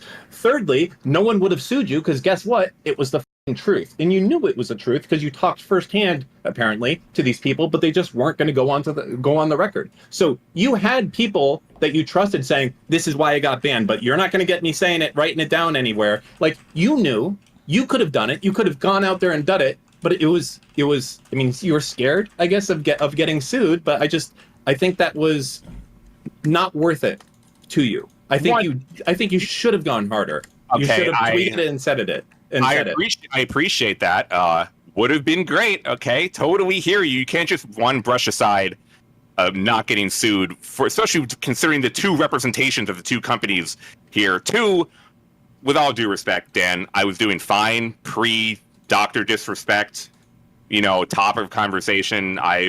And continued not as much, been on mainstream TV quite a bit to represent this entire industry, and you could criticize me and what I say on there and what I've done, but I'm the only person that has ever done that. When I disappeared, it's not like anyone took my spot to represent like the people. No, it's just me, okay? So I didn't need this entire situation to hang over my head. The reason I disappeared was because I made a stupid tweet. I lost my reputation. Everyone thought I lied. I pretty much lost my career. It was really depressing every single time I wanted to do a Valorant talk show and talk about Counter-Strike or fighting games or other esports. That is what I really actually care about, and the entire chat and every single reply and every DM is, you're a liar, Jew insult, you did this for clout, you only did this for clout, you're only big because of Doc, and what happened to Doc is like every single day. So yeah, that was really depressing, on top of some personal stuff, including me getting divorced after 10 years, which nobody really knows about. Those two things made me leave the internet. Yeah,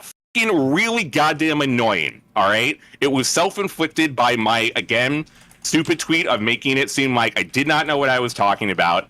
I mean, Destiny can probably, hopefully, vouch for my tweet being accurate. I wasn't just bullshitting people.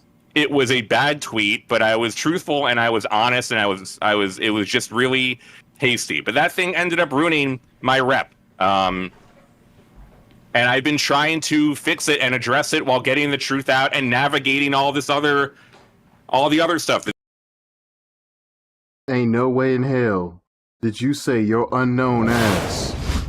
Ain't no way in hell you said your unknown ass had a rep. What rep did you have? You had no rep. Nobody supports you, my boy. What the fuck? You're a nobody. You have no rep? Why are these people this fucking delusional? And who the hell gassed your head up?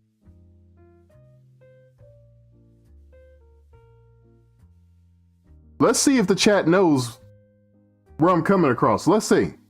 The media portion, the legal portion, the people getting sourced on record, like, it's all very important in terms of all of this coming together. Like, there's a lot of moving parts that all had to happen for it to really be accurately out there.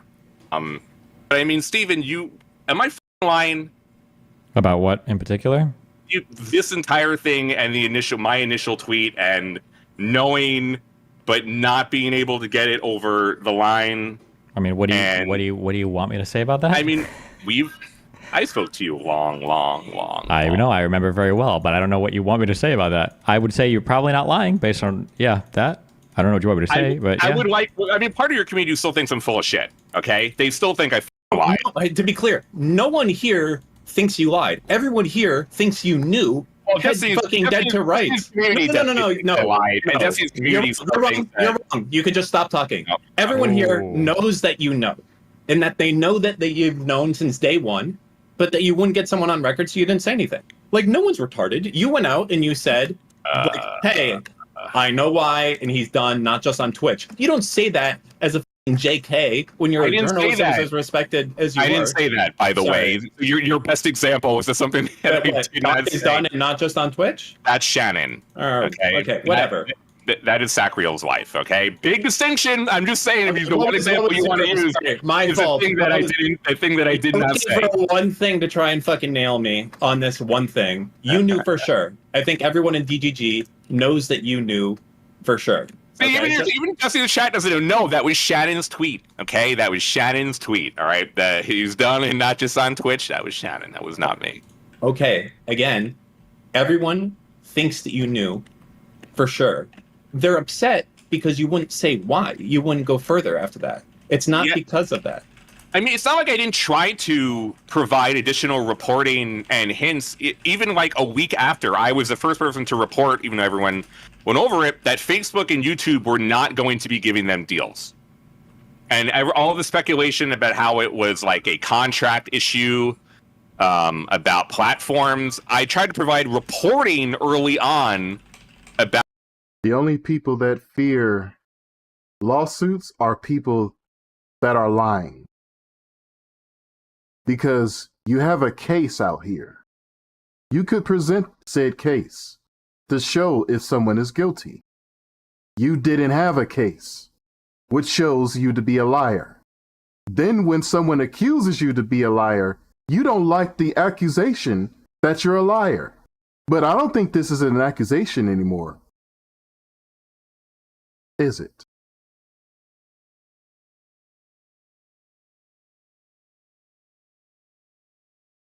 I don't think this is an accusation anymore. We see, we hear, we can witness you are lying.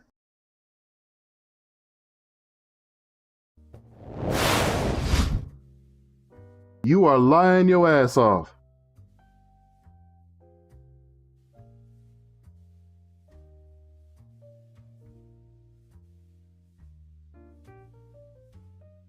You will get sued.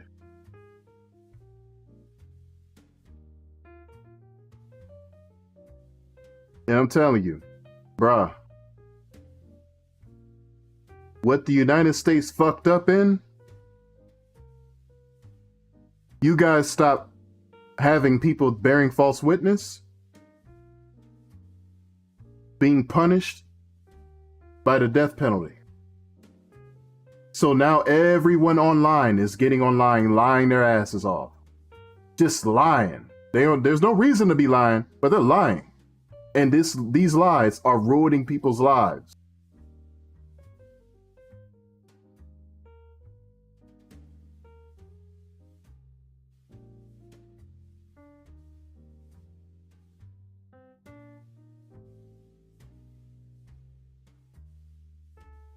I know other countries that punish people for these heinous lies.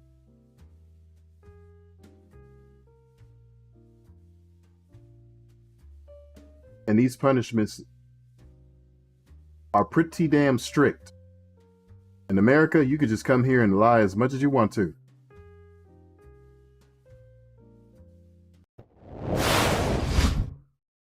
And people still complain about America being the worst country on earth. I agree it is, because y'all motherfuckers fucked it up.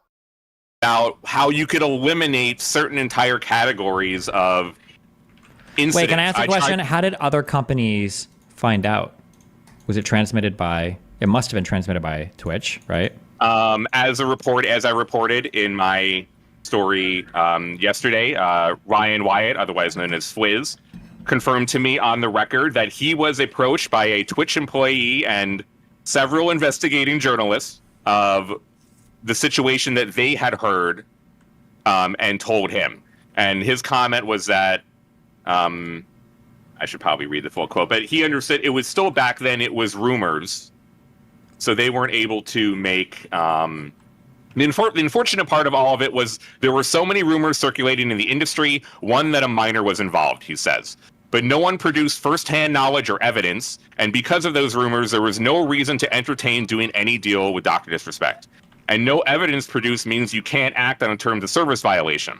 The whole situation got even more confusing when Twitch settled and effectively said, quote unquote, no wrongdoing, which made everyone in the industry dismiss the rumors. But even still, there was never any reason to do a deal with him after the ban. So you can even see from the person that was running all of YouTube gaming, how yeah, again, Twitch's statement and Doc's statement, especially in 2022, made everything even more difficult to discern from a public standpoint of not having direct knowledge about what to do. But some people were tipped off, such as them, about the allegations, and they had made even. So, hold on. This is something that I cannot fail to address. Valkyrie, you're a well-known whore. You're a whore. Nobody gives a fuck about what the hell you have to say about the matter. But Kai Senate, you platformed a 9-year-old TikTok influencer that was twerked on by 2 black women who was grinding in the middle of your floor as you had this guy over here, this little boy over there.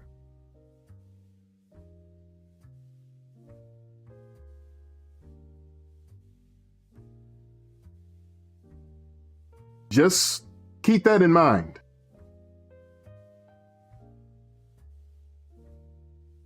You stepping out of nowhere condemning Dr. Disrespect after what we've seen and what's on display on your stream.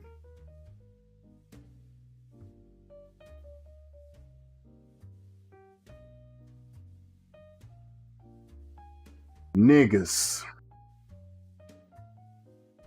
And then you had a well-known Hollywood pedophile on your stream. His name just so happened to be Kevin Hart. He had a wife beater with the print saying all over it, saying pedo.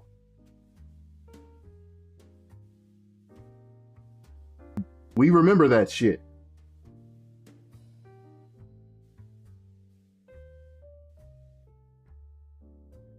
Wife beater, tank top, whatever the fuck y'all call that shit. Anyway, let's get back to this. Internal decision. So there was nothing ever officially said by YouTube that entire time, but that's why Dr. Disrespect was always like complaining about not getting support from YouTube. They did have information. When Valkyrie and Tim the Tatman and Ludwig all got those big deals, Doc was never even offered an opportunity to negotiate one of those. I mean, that just makes business sense if you can't go to another site either, right? Like you can't go to Twitch. So, but okay. So you wouldn't change anything. You said the way you would change is you just wouldn't make a tweet. That's what you would tweet. I would continue with working behind the scenes and speaking to people and continuing to try to get someone to go on the record. Yes. If I didn't make that tweet initially and I just made the follow-up reporting about the YouTube and Facebook and I just continued to get small pieces of information out there, everything would have went a lot better. Can I ask you what would have let you publish Dr. Disrespect got banned for texting with minors? What would you have needed that you didn't have? Usually you need at least 2 primary sources on the record and or documentation that this was happening. Okay, 2 days after this happened, I had a message from a trust and safety person that was working at Twitch at the time that could say it was due to a situation involving a minor, but they wouldn't provide me a screenshot of the document. And because they could not provide me a screenshot or the file itself, I'm unable to use that. It didn't matter that I had a direct line. I needed absolute 100% concrete. It didn't matter that I had a million secondhand sources, like an unlimited amount of secondhand sources. It didn't matter that I had all this other kind of unrelated information of Doc with other women and text messages and DMs from other women for other things. Like all of that wasn't able to help me, but I had so much circumstantial things that I was always so close, but not over the line for me. All right, so okay. Something. And by the way, it wasn't just me. Okay, do you know how many other journalists, such as Cecilia, were working on this thing? All of them were working on this one case for so long. Journalists at the Washington Post, journalists at Kotaku, journalists at Aftermath, Cecilia from Bloomberg, just other mainstream people from the Times had looked into it at one point. Yes. I get it. You're incapable of making this happen. It was Okay, these rules that you set for yourself, they were your own rules, though, right? Like, I need 2 sources on the record. No, yes, there is no law saying you need to have sources. I'm not trying to be a random dipshit like every other asshole on Twitter or that streams or makes YouTube then videos. it is your personal rules that you're doing. It's not like you're working for the standard journalist rules are 2 primary sources on record. Me doing the Rolling Stone report with 1 source is actually abnormal. However, I can guarantee that my source's authenticity has, I'm not, again, the protection of them being anonymous is important. Careful. Wait, who's your source on this? It is important, but they have authority in there to be my only source. So your source, who is it? Dan, what is wrong with you? Well, you just said on the record. That's what on the record is. Did you read the thing? Are you like, what are you talking about? Okay, you're saying that you need to have 2 sources. I'm trying to ask you a question. You're trying to say you have to have 2 sources on the record, but then you're saying now your source is anonymous. So what's... This dude is cruising for a bruising, bro. He is. The more I hear from him, I'm getting more and more infuriated. I want to wring his neck. Because it's niggas like this that keep ruining lives just because of some online social media clout, bro. I want to wring this little white boy's neck, bro. You are annoying as shit, and niggas like you exist at a large margin. Oh my God, man. Sometimes I just wish you had the ability to just reach through the screen and strangle a nigga. Like, God damn. What's the difference between that and what you had on day one? Being on the record means that they are willing to be, their statements are willing to be used within the story, and that they are willing to be quoted. That is on the record means. Okay. In terms of like being named on the record, that is when you are putting your name on it. Being awarded, being anonymous is generally rare in cases, and it should only be given in certain situations. To be clear, on the record literally means having your name attached to it. I mean, you can say all that, but that's just not true. Like, that's the actual definition. Okay, sure. I mean, you can Google it. Wait, what are you guys disagreeing for about on the record? I was saying the difference is allowing yourself to be quoted and for your information to be used. Because when a conversation is off the record, then people are just talking, and none of the information that is being told to you can be used inside of a... Yeah, wait, what is Dan disagreeing on, or what are you disagreeing on? Let's say on the record means that it can be attributed to you, a person. I'm not on the record if I'm an anonymous source. That's not on the record. That's nothing. The definition... Wait, I'm pretty sure... I think you can be. Why don't you Google it before you be pretty sure? Hold on, stop. Hold on. Wait.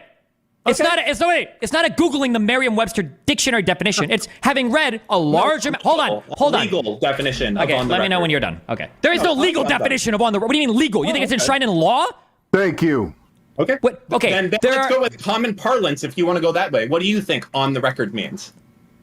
My guess is that when somebody says on the record, there's probably a distinction made between, do you want to quote me and attribute this to me, or do you want me to tell you information you could publish it but don't name me? For instance, when you read and I've read a lot of news stories that are talking about things going on in the State Department or in the DOD or whatever else, right? You get a lot of things saying confirmed by 2 unnamed sources. Those aren't off the record comments where the journalists are just publishing like shit that people take them off the record. Those are probably things that the guy said, hey, listen, I'll tell you this or that or that. Like, yeah, you can publish this. Don't say it came from me though. That's probably some combination of like on or off. It's on the record, but they're not attributing it to a particular person. That'd be my guess. Thank you. Okay. Yeah, I completely disagree. On the record, as far as I can tell, is something that's attributed to a specific person that another person can go and corroborate. Okay, so you think that... Wait, so just to be clear... Source says X. I know, yeah. So then to be clear, you think that in every single media publication where people are citing anonymous sources, you think when they're talking to those people are all like, this is off the record, but they publish that anyway? I think that if someone says this is off the record, that at that point it's like, hey, I don't even want you saying, forget you're even hearing and forget you're even saying this. So no, I don't think that. So then, they're on the record, but they're not naming the sources. What's that? So then that means that these are people who are on the record, but they want to be kept anonymous. No, those are people that are saying, I don't want you writing about what I'm about to tell you at all. Oh, okay. So you think that Nigga, on the record means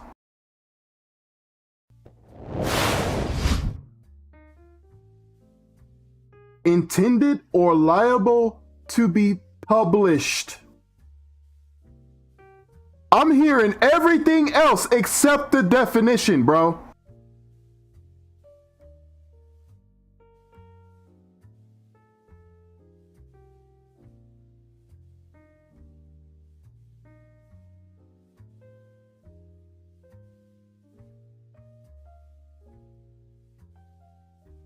Instead of shutting Twitch down, shut down the internet. Shut this entire shit down. This was the worst thing, the worst idea that has ever come to mankind, to ever have come to American history, was the internet. The worst. There's a bunch of losers getting online talking about shit they don't even understand. God damn, bro.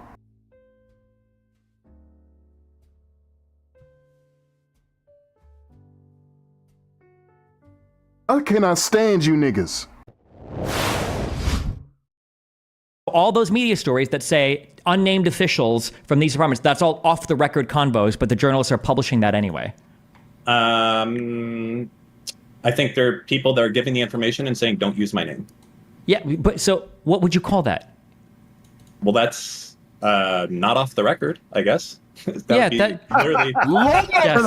Fucking mercy, no, I'm saying bro. it's not off the record. Well, okay, look, I will just say that, like, within a media context, the use of anonymous sources have increased heavily over time, and you can debate if that has been good or not. There are certain industries, like sports, let's say, where anonymous sources are the standard in terms of, you know, when players joining a certain team or being traded. And I think people, I mean, you could argue that sports is not a, it's not like a highly sensitive situation. Why are anonymous sources being allowed for the new Woj tweet or Shams tweet or Adam Schefter? Why are they being allowed to use anonymous sources?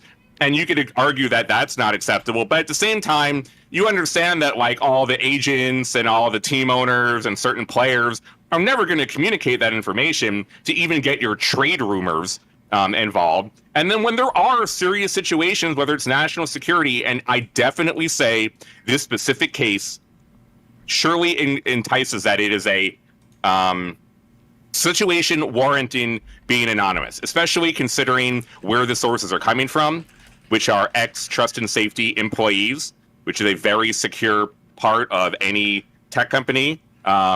They deserve to be awarded anonymity in this case. I do feel so. But there is definitely something to argue about the increased uses of anonymous sources in general and how people should be, how journalists should be wanting to attribute names for certain reporting. I think it's fine to be upset about that and to talk about that, but that there is a distinction there.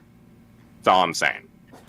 Yeah, Wow. This is called on background, and we can just move on. It's on background. You don't name the source directly. You just say what their background was, and you quote their stuff for the story. Wow. Yes, that's true. That's what on background means. But then if you want specific quotes to be used, then you need them on the record. They could still be anonymous. They could still be given anonymous. Great media literacy discussion, Steven. Thanks. Hope this has helped. Not you, Dan. Come on. I disagree with you completely. I think I know you do. you're You're being an internet person right now. I'm not okay? being an internet person. On the record, Okay, Dan. definitively means attached to a person. Dan, do you Off think the record means I've given you something and I don't want you writing about Dan, it. But do you on think the he- record means do it's you think willing he's to be lying? attached. Dan, do you think he's lying about industry standards of what on the record means? Or do you think he just doesn't know? I think he's he's said a If lot of you things do- that are if- not correct in this conversation. don't so know, I then- don't think he knows.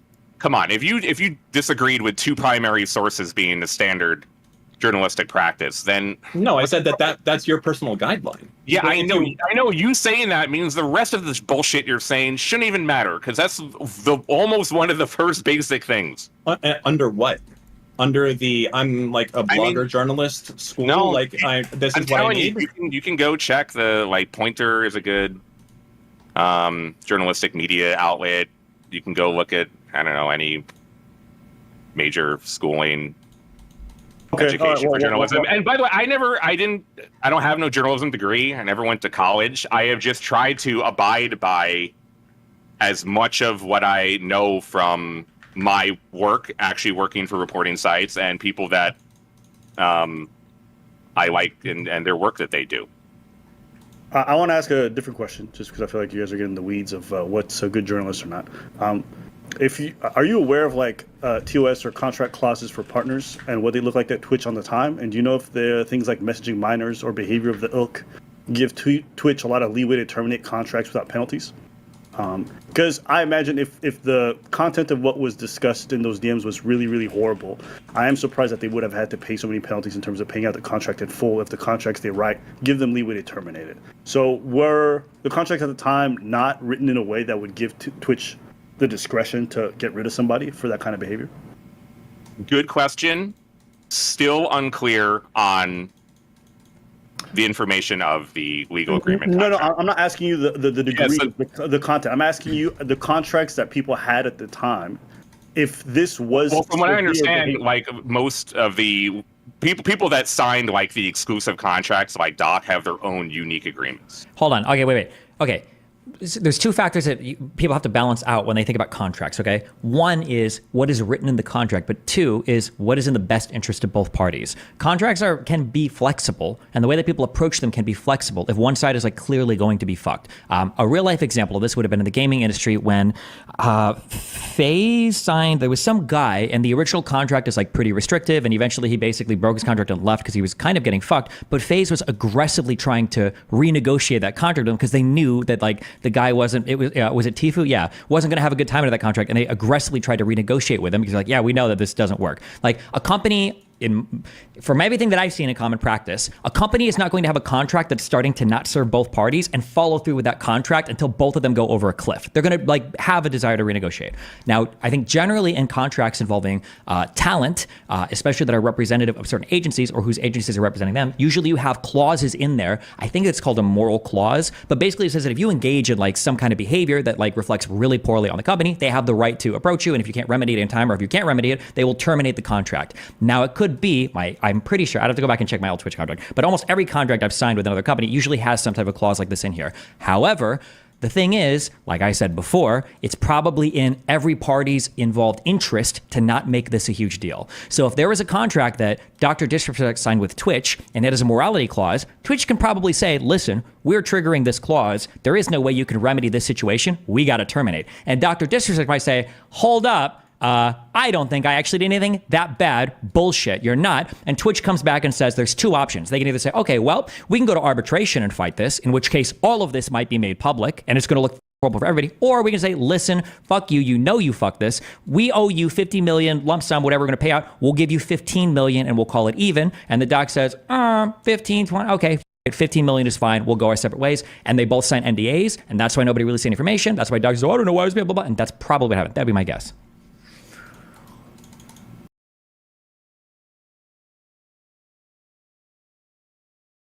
Now, mind you, Doc still won his settlement. He won it. He sued Twitch, and he won the lawsuit. Damn.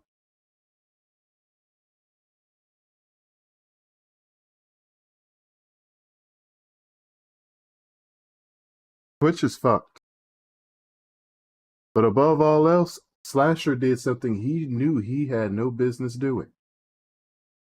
Now he's fucked. He, as the individual, is fucked. I don't know who he works for, who's backing him.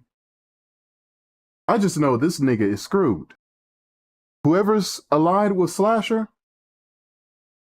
you better get out now. You better. That was pretty good. It's a pretty good theory. I mean, really, there are several potential reasons for many things based on what's happening in the contract, but I don't know. Could have been to protect Twitch. It could have been to protect both parties. The victim could be involved. Unclear. Really, I don't know. I don't have any information on what following surroundings of what happened there. That's fair. But let's say, hypothetically, in a world where Destiny's theory is not correct, do you happen to know how much leeway Twitch allows itself in terms of the ability to get rid of streamers, provided they violate? Like, are you familiar with the contracts that a lot of these big streamers get? Have you ever been able to see those? That's what I guess what I'm at. Not without naming anyone specifically. I'm just curious if not lately. No. Okay.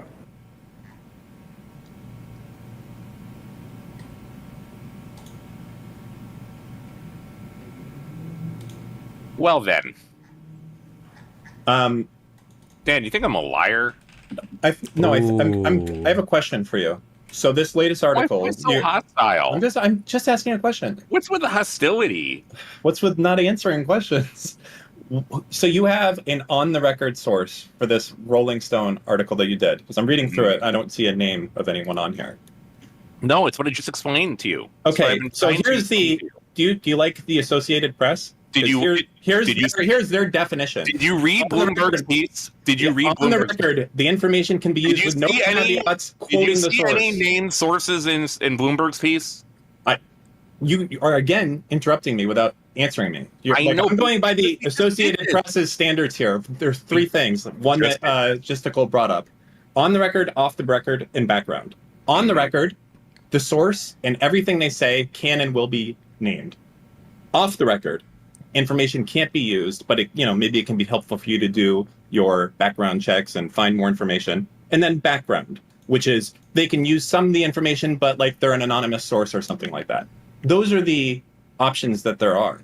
But you're saying you have an on-the-record source here, but there's no source named. That's why I don't understand what's different now from back then. There is a middle ground between. There's also getting quoted and being given. Oh, so the Associated Press is being granted being anonymous. Okay, I'm gonna write that line. That line has certainly, but we just said this. That line of giving sources on the being anonymous and being able to given that anonymity while being quoted is a line that has been moved back and forth across several media organizations. Well, you made it seem like it was pretty crystal clear and I was a retard, but I'm reading to you now from the AP that says on the record means using your name and being quoted. And when it's not that, it's background. So am I retarded, or is this a little bit more nuanced? Background is usually for just the background information not to be quoted. There is a middle ground, yes, between on the record and having your name there, and then being on the record and also being given anonymity. Okay. That usually is not granted. Okay, usually it needs to be in specific circumstances of why that can be granted. However, that has become more lenient over time, and you can argue whether that is good or bad. Okay, that's definitely a discussion to be had in the media world, is people being able to allow to be anonymous and good or bad. In this specific case, I believe it is warranted. That is also why in Bloomberg's article, all sources to Cecilia's reporting were anonymous. The Verge also reported the day before Bloomberg's article came out to confirm Cody's tweet. Those sources were also anonymous. In all three stories so far this week, from The Verge to Bloomberg to mine, anonymous sources were quoted. Okay, and I don't understand what's different now from years ago when you had a source. Destiny just brought up to you how he reads stuff I'm telling you, if you pay attention to just the general shit you're reading, you will see more anonymous sources than ever before. You can actually say that is kind of messed up in certain. Well, no, wait. I think the specific question is who's been willing to, who moved that you're able to now have a source. The primary source. The reason why all these publications are coming out now is because only the primary source. And the primary source here is Ryan Wyatt, or no. That was the YouTube thing. Okay, so your primary source is the background person that has confirmed they're seeing certain firsthand. Well, they're the ones that gave quotes on this too, that they had direct knowledge of this case and that saw the whispers directly and that could authenticate the document. And which you're I talking have about, reviewed. and that quoted person here is the ex-Twitch employee. Yes, ex-Twitch Trust and Safety. Okay. That ex-Twitch Trust and Safety are also the sources for the Bloomberg piece. And we don't know who this person is. It's not named publicly. I'm just confirming. So Man, what is wrong with? I don't know. I mean, what's wrong with Is Dan always like this? I can't tell if you're just trying to like. I'm not trying to f with you. I think He Well, is what trying the to fuck with fuck are you. Wait, Slasher, can you answer yes or no to this? I'm just curious of this. No, but why is Dan doing this? Slasher, give me yes or Dan, no. Slasher, yes or no. Are you allowed to answer that or no? Why are we doing this? I hate you.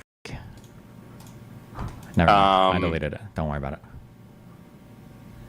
Dan, come on. Dan is a shit stirrer. Let him shit stir. That's what he does. I'm not even shit stirring. You don't understand. It's Rod. kind of frustrating though. If you listen to the show that we had, it's because I know, but all I wanted to do what? was have a, I mean, of course I'm. Yo, there is no order here. As soon as Dan tries to say something, he's just proceeding to say something over it. And I don't know why he's trying to say something when he's saying a lot of nothing. God damn, boy, shut the fuck up and let him just ask. Just for the sake of just getting it out the way. Why not? Nigga, just don't shut the fuck up. I'm telling you, this boy is annoying. down with trolling all the time, but why are you trying to troll here now with this? What do you? Why? Let me show how this conversation could have gone. Why? It's like it's not trolling you. I just genuinely wanted to be in your head of what changed. Do you what's see what I'm different, talking about? What you could have done I differently. understand. I am fully aware and understanding of the whole thing. I feel like I have explained it pretty clearly to you. You're the one that keeps saying f***ing dumb shit, and then I get frustrated and annoyed, and now I'm thinking you're trying to f*** with me. I'm not trying to f*** with you. You're either not listening to me, or I'm not trying to f*** with you. And when you say I'm saying dumb shit, I'm saying stuff from the AP, and you're being like, yeah, well, things are changed, and that's not really accurate anymore, and everything else. So I feel like I have explained this certain situation clearly in terms of like the context and what happened, and like why certain sources were giving certain, why has this happened, why all three stories are anonymous, why anonymous sources are used in certain situations. Yeah, I think it's fine. I think you should have done it years ago. I think it would have been better. There's no way. There's no way. There's a way.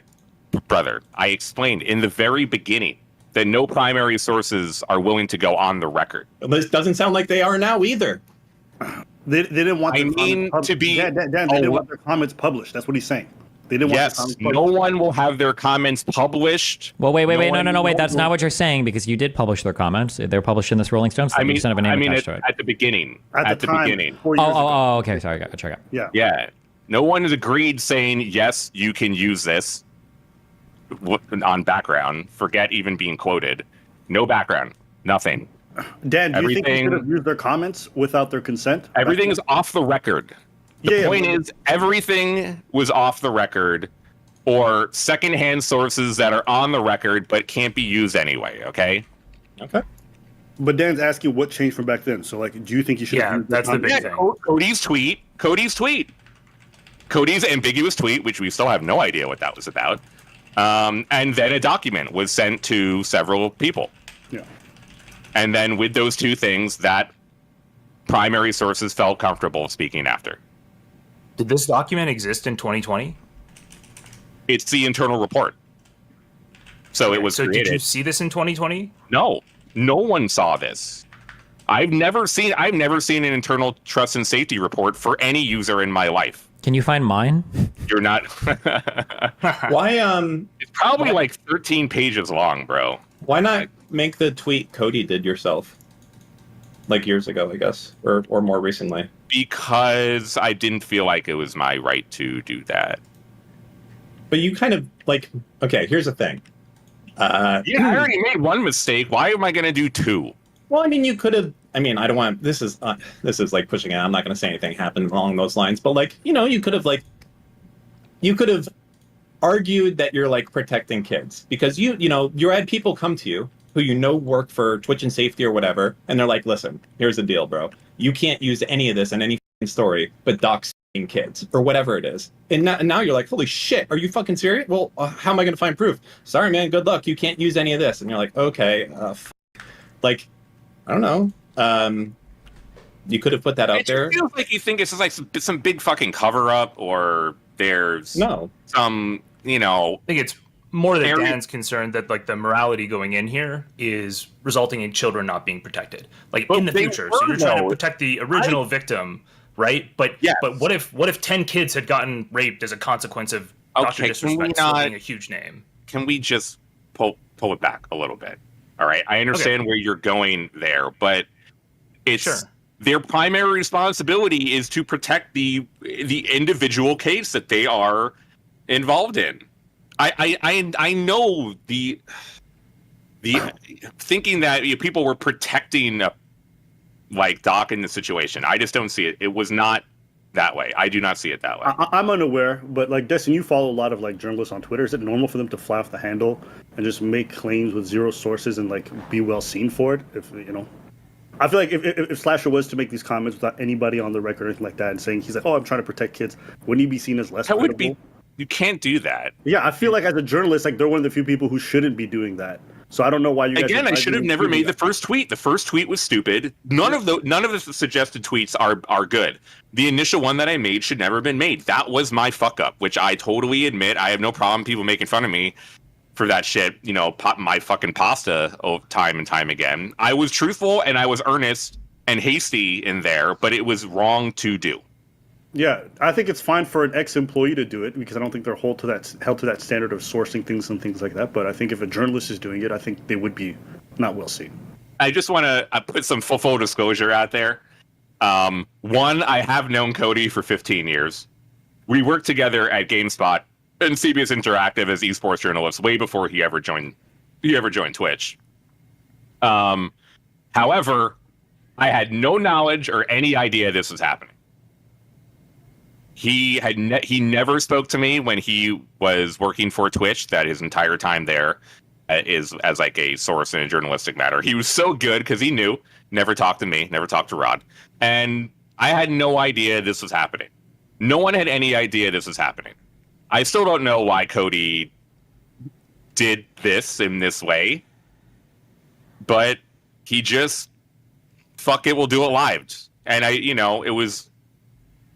it was an ambiguous tweet. Nobody was named. I didn't say anything either. Dr. Disrespect just decided to reply to One thing we can all agree on. ambiguity. Let's become friends. Why don't we talk about how this is the worst response possible for the doc to ever do? Like it's like, hey, how about just shutting the up and maybe you can keep your career, Doc? What a moron. I want to ask a question about that. What do you think was omitted from his responses that was the most telling? Not what was in it, but what was omitted. Oh my God. The responses were so fucking bad, just so colossally bad. Okay, let me narrow in on your question. So you're asking me what did he not say? What did he not say that you thought was really pertinent? I think that's more important than what he actually said. Okay, that's perfect. So in this type of shit, he was like so it came off so lawyer speak. Like remember the first thing he said? It was like Twitch and I have come to an agreement and there is no civil or criminal liabilities or anything else along those lines. Yeah. Wait, do you think his Twitter replies were actually passed through a PR firm and like lawyers? Do you guys really? If you haven't noticed, niggas online proceeded to and kept going to talk about Doc, tagging him in various different other posts.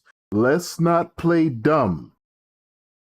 Doc did not respond to these because they were random. He responded to them because you guys kept poking the bear. And you've poked the bear responded to you.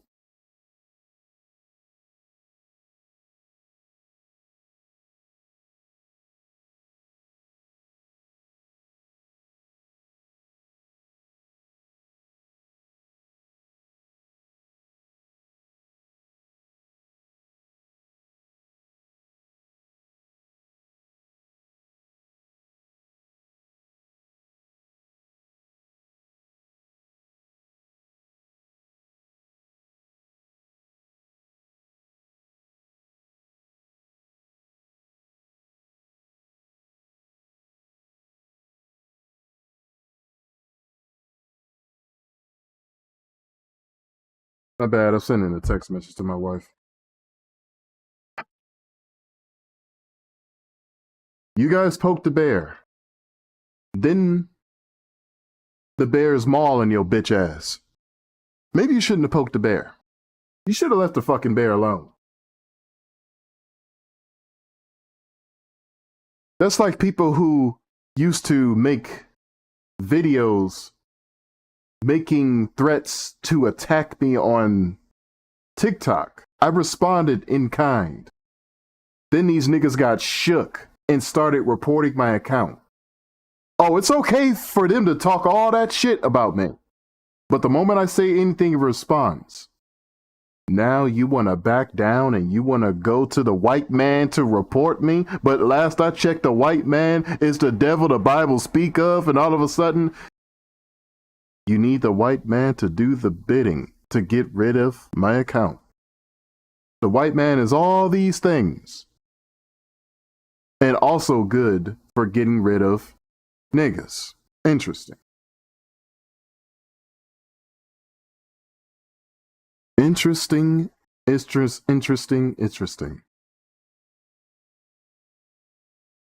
Really interesting.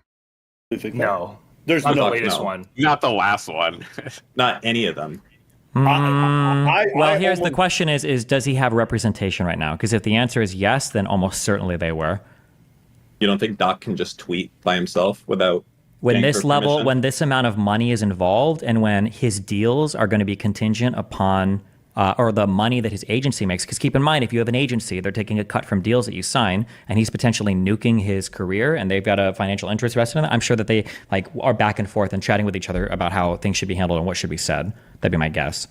I mean, I think Doc was probably freaking the fuck out because this is like such an obvious call out to him, and then he just, man, the way he answered this was like the worst. I don't know if there is a more bad way to answer this than what he did. Can you think of something, Abba? I can't. That's why I honestly didn't believe that there was representation looking at that, because it just felt like no lawyer in his right mind would look at that statement and say, "Yeah, release that. That's going to be good for your brand." Irrespective Oh of my whatever God. information came after the fact, it looked horrible. So that's why when I was talking to people, I couldn't believe that a PR firm or a lawyer would look at that and be like, "A-okay, that." Just in my head, it just looked crazy. I just want to clear something up. There was no NDA that cleared for Cody's tweet or anything like that. If there is an NDA involved, it would be Twitch and Dr. Respect, and I am unclear again if that is the case. But for everybody else, Employees at Twitch don't have NDAs? But yeah, that doesn't they're make sense. not like not for like, again, Cody was secondhand. It's not like he had an NDA that was a primary thing and then it expired or something. Wait, I mean, I would assume he had something saying, hey, listen, you're Yeah. here, you have access to individual creator accounts, you have access to a lot of proprietary information, you're not allowed to disclose anything you learn here, especially about individual customers or users, for 4 years. or Yes, something but along those it's lines. not like something expired. It's not why. I don't really think there was a reason. I'm going to be honest. I don't know. But I Okay. know that there was no NDA. so that then was- I have to ask you: there's plenty of people who've been prevented. fired between now and then. Why has nobody ever said anything? There's like no NDA involved. They all hate Um, kids. No, because again, it's only a very, very small circle of people that is primary. But he potential wasn't primary primary; he source. was secondary. That's what you said. Yeah. So there's got to be a lot more secondary people. Well, Not maybe just- Cody has no fear. I'm going to be honest with you. Bah. Cody is he's the man. I love Cody. Cody is one of the most honorable, respectable people. Hold that I've ever on, met. stop. Wait, No hold on, wait, stop, way stop, in hell are glazing. you Stop on glazing. this Hold on. man's If he's dick only like that? leaking this That after he's shit crazy. totally and completely out of the industry and he's got literally nothing to lose, but he can gain a ton of publicity and whatever by leaking this particular thing, then no, there's something noble about that. He's literally fucking, riding on the top of this 17-year-old's fucking sexting, right, to boost his own popularity. I really cannot speak for him. I don't know. Still don't know that there were don't know why. 17, by the way. That Rod, is can I ask another you, did you part, get yeah. contacted by CAA? Did they contact you after the tweet? No, I spoke to No? CAA to confirm that he was no longer a client, but he was no longer a client before this happened. Like this, and I learned that this was several months ago. So you weren't contacted after your initial tweet, like to back off? You mean 4 years ago? Yeah, 2020. No, I contacted DOS representation of CAA to confirm if this was true, and they never answered me. Okay. That's the only correspondence I have. That's what they should have done this time. Just not said anything. Oh man, I want to go read the Doc's tweets again. They're just so bad. Okay, my last question before I leave. Yeah. I just want to ask this last thing. If I'm operating on the perception that like these logs are as bad as they can be, but if they were like very sexually explicit and there were plans to meet up, I feel like that's a very solid case no for a criminal complaint. So is the fact that there was no criminal complaint meaning that there probably wasn't that overt of a sexual suggestion or case made? I think there's several possibilities, but I do not want to speculate. Well, I will speculate because I go. If the age of consent in the place where Doc was located was 16 or 17, I don't know if you get hit with like the corruption of a minor as long as they're not like sending you like federally illegal like child porn or something. You might still be able to like make all those arrangements to go be that person. I don't know what the law is for that.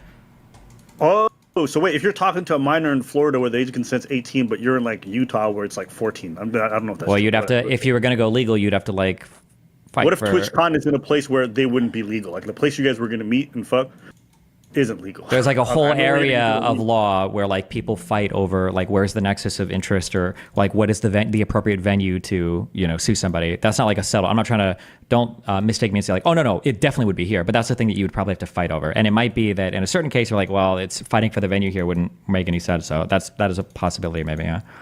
Okay. Got it. More speculation. People are saying over state lines is federal. That is absolutely not true. Nothing is true about that statement. But I believe it's based on the state. Nope, it's not. It's always gonna. There's always fights over venue. Like for instance, like one party and two party consent. If you live in a two party consent state, that means both people have to consent to recording. If I live in a one party consent state, only one party. But if I record, like, am I violating the law? Well, I might be violating the other state's law, but not my state law. You might want to sue me over it, but like now you have to like fight for venue, like which law should apply. My understanding, obviously I'm not a litigator, but my understanding is that like people will fight a lot over like what is the appropriate venue to pursue something. Somebody might think that a certain state is more favorable for them. Other people might argue for another venue. Like that's a thing that people fight over a lot. I don't think it's ever like a clear-cut answer. Slasher, was it your favorite part of his tweets where he went in there back and forth and edited it in and out minor? That was my favorite part, I think. Was pretty good. He is. I'm not sure if he awares that once you edit something on Twitter, you get a giant notification. That's why I think he's a moron, and he like wasn't using a PR firm to do this. Like, there's so many things he could have done differently. Like, okay, try to make it sound a little bit better. Be like, listen, guys, this person. Well, I thought they were 18. Like, you know what it must be? If I had to guess, I think the doc probably assumes that the logs are about to leak and he's trying to get out in front of it. So the logs 100%. Must be super fucking bad for this to all happen. Because otherwise, if the logs don't leak, you can just say whatever the fuck you want. Be like, listen, I did some sexting, but I don't know what all this shit's about. You guys are on some shit. Or just say nothing. Who's going to give a shit? That's what I would do. I thought that was the one thing he omitted that I thought would have been super key. A lot of people were saying like, "Oh, maybe he didn't know," and I'm like, if that was the case, I feel like that has to be in there. You lead with that. There's no way you don't put That's that. The biggest omission. So when he omitted that, that was very telling to me that obviously in the logs he knew the person's age. Yep. Yeah. Actually, before I assume that, can you guys think of any theory why he wouldn't mention that in that long ass tweet that he didn't know her age if he didn't know? Well, he did know. That's actually in the reporting from the Rolling Stone article. That's like, reporting, but I'm saying in this statement. Like, why wouldn't he include that? That's what I'm asking. I just want to say... Wait, why wouldn't he include what? Why wouldn't he include the fact that he didn't know that she was underage if he didn't know? Because he did know, right? No, yeah, that's what we're saying. But if you were to assume that he didn't know, let's say there was a reason why. I'm just asking if anyone can give one. That's what I'm asking. There's no reason. What? I just want to say real quick that for him or you, Dan... to expect, or anyone online, truly, because I see people in the chat asking, to expect to see the logs here or literally any other case or situation that would ever were to involve like a Twitch whisper or a Twitter DM or a Facebook message or any type of like sexually explicit content with a minor, you will never see them. Wait, And for you could. Some ex-employee expectation, no, that would be insane. Why would that be insane? I feel like that shit happens like, dude, Trump's tax returns got not leaked. only for, but those weren't like an employee releasing private messages between two users is insane, and just to begin with.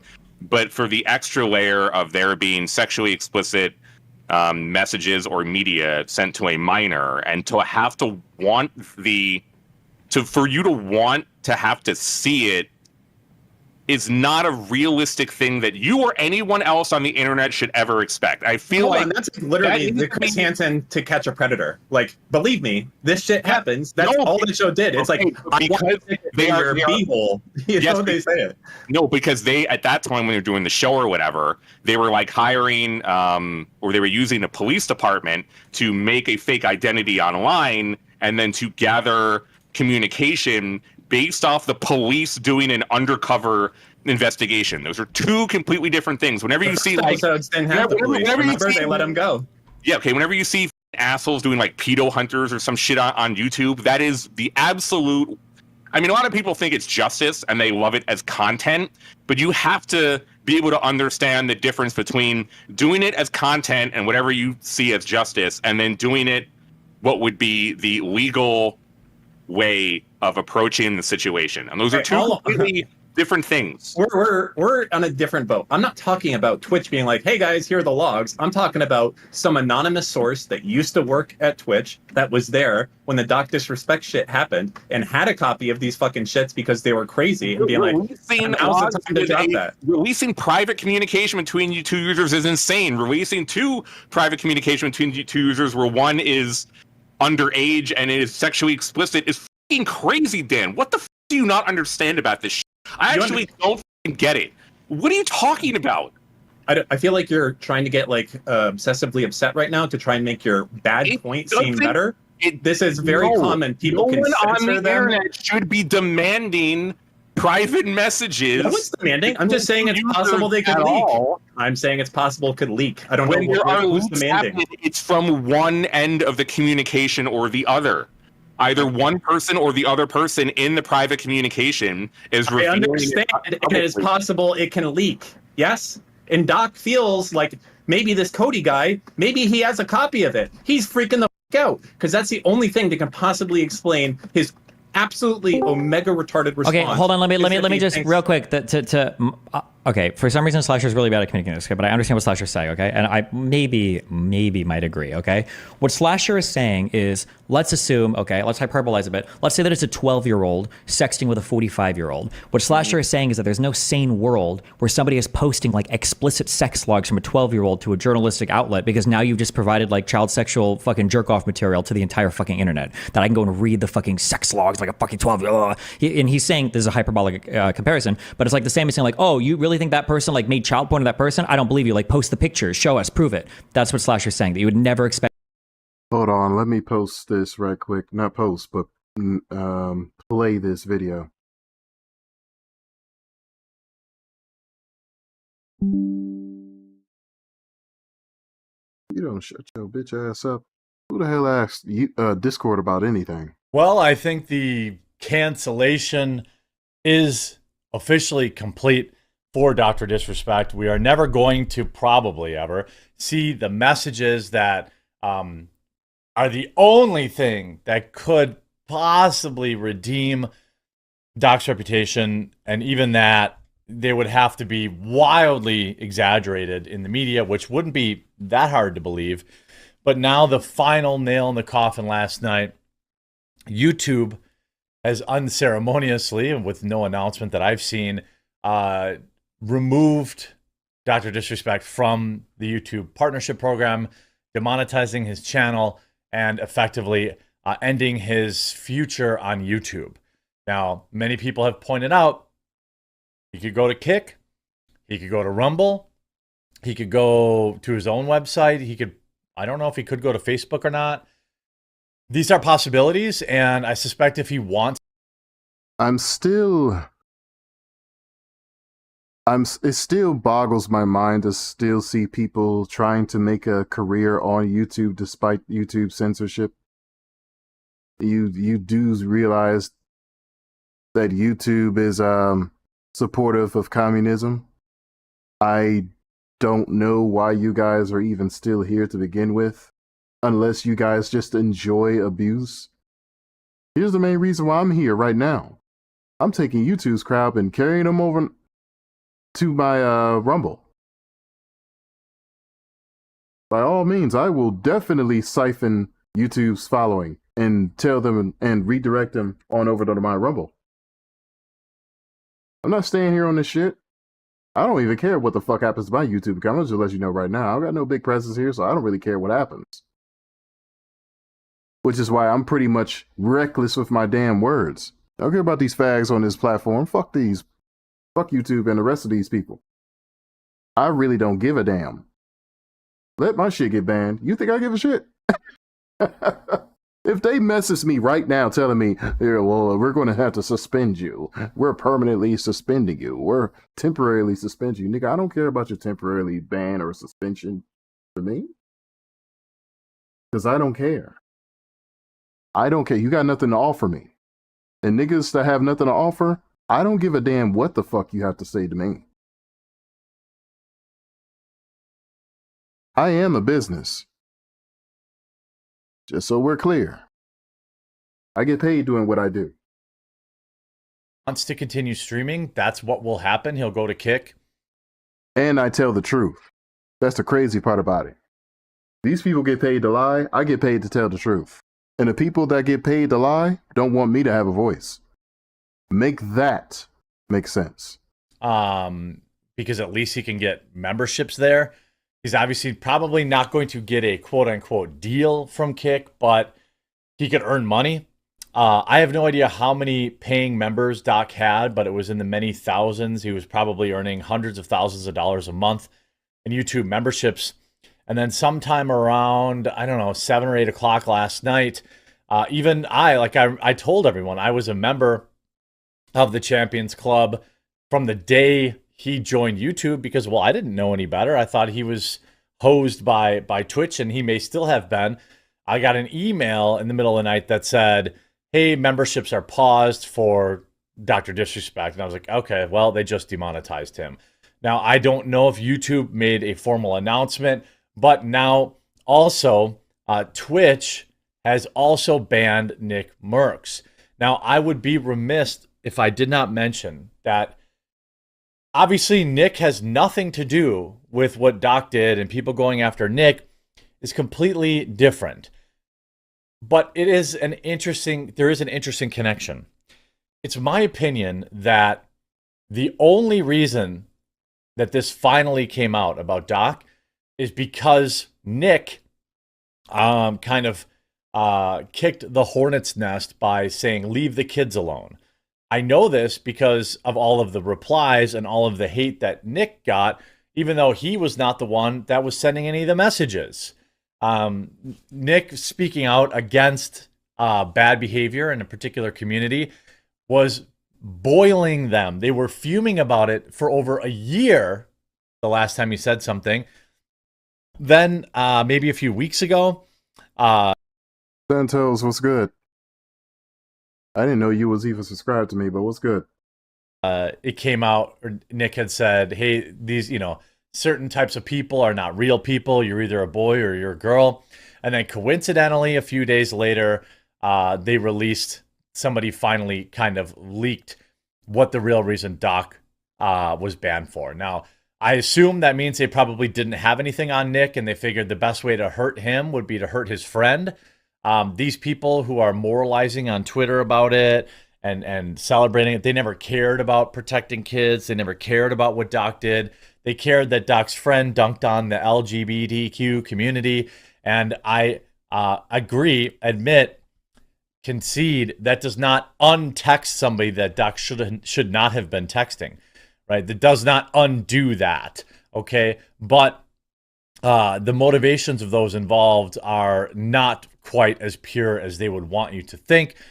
Nick Merckx was banned from Twitch. Now, I didn't know he was streaming on Twitch because I thought he had a kick deal anyway.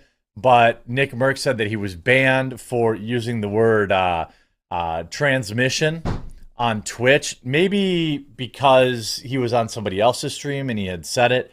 I don't know exactly. Apparently that's a derogatory term, he said. That's on me. Next time I'll use mental health disorder. These are the words of a man that does not give a single F. You see people, he doesn't care. He's going rogue. Oh, right. I've already seen this. Yeah. I remember this wording. So, yeah, this is... Whoops. I didn't mean to play that again. I forgot. I think I did cover that in the last video. But, yeah, we could go ahead and go back to this. Expect that type of material to ever be posted on the internet involving sexual communication with a minor. I think that's what I'm saying. Also, I could be wrong, but in all my time of seeing things being leaked, it's very rarely coming leaks from the platform, and it's generally from one of the two parties. So the idea that I don't think Oh, that is another person that could leak it too. Yeah, that's true. Hold on. I don't think wait a minute. I'm going to read the legal description to you, okay, Dan, everyone here. Wait, why does that matter here? It's on the Law Cornell website about the permitted disclosure from a provider being the platform on certain messages. A provider that submits a report under subsection A1 may only disclose information only to a law enforcement agency described in subparagraph A, B, or C, or NCMEC, which is the National Children for Missing and Exploited Children, which I explained before is where it was reported to, or as necessary to respond to a legal process, such as a subpoena. Those are the only certain times where information can be exposed, and to who? To law enforcement agency and to NCMEC. That is the standard of where these reports go to. So that's what you're saying, okay? I understand what you're saying is that when you do a report, it goes to NCMEC, okay? Because that content is illegal, okay? And you as a service provider have to send it to them. If you do not send it to them, you literally have liability because now you have CSAM or other abuse material on your servers. So that's how you remove your liability, by sending it to them. But nothing that you're saying right now has anything to do with the fact we're talking about the person themselves that was in this conversation, or a rogue employee could go and leak these messages. All of these things are absolutely possible, and all I'm saying is it feels like that's the most likely explanation for why the doc was so retarded with the responses, is that he thinks that that's coming. Question for you, Slasher. Do you think like the people who have access to these logs, it's a very insular team? Like yes, very small? extremely tiny. Okay. Extremely tiny for all the logs. You can't like Twitch can't just read logs. Yeah, but they can, right? Well, hold on. They could, but I'm sure there should be very strict within company policies that make it very difficult to do it. Now that wouldn't. I don't think that'd be a legal Amazon thing. has company-wide policies for this that are very strict and very Twitter and controlled. Facebook can't read your DMs, okay? Hold on, Twitter, chill, wait, stop. When you use the word can't, okay, they can, but policy probably makes it so they aren't allowed to, okay? And it's probably restrictive in terms of who has access to them, but they absolutely can, okay? They just have policies against it. And if they subpoena you, they absolutely will turn that over to the FBI or whatever. Like if somebody comes with a subpoena, they will turn it over, okay? So they're accessible, they just probably don't. Yes. That's a very big distinction, the subpoena aspect in this, okay? And you need to really meet a high bar to be able to get a subpoena to get information. I think that you... Listen, first off, Twitch isn't like... I understand that it's owned by Amazon, okay? But Twitch, this is 2020 when this happened, is that right? Doc's initial shit? You know, that's like what? Like 5 years...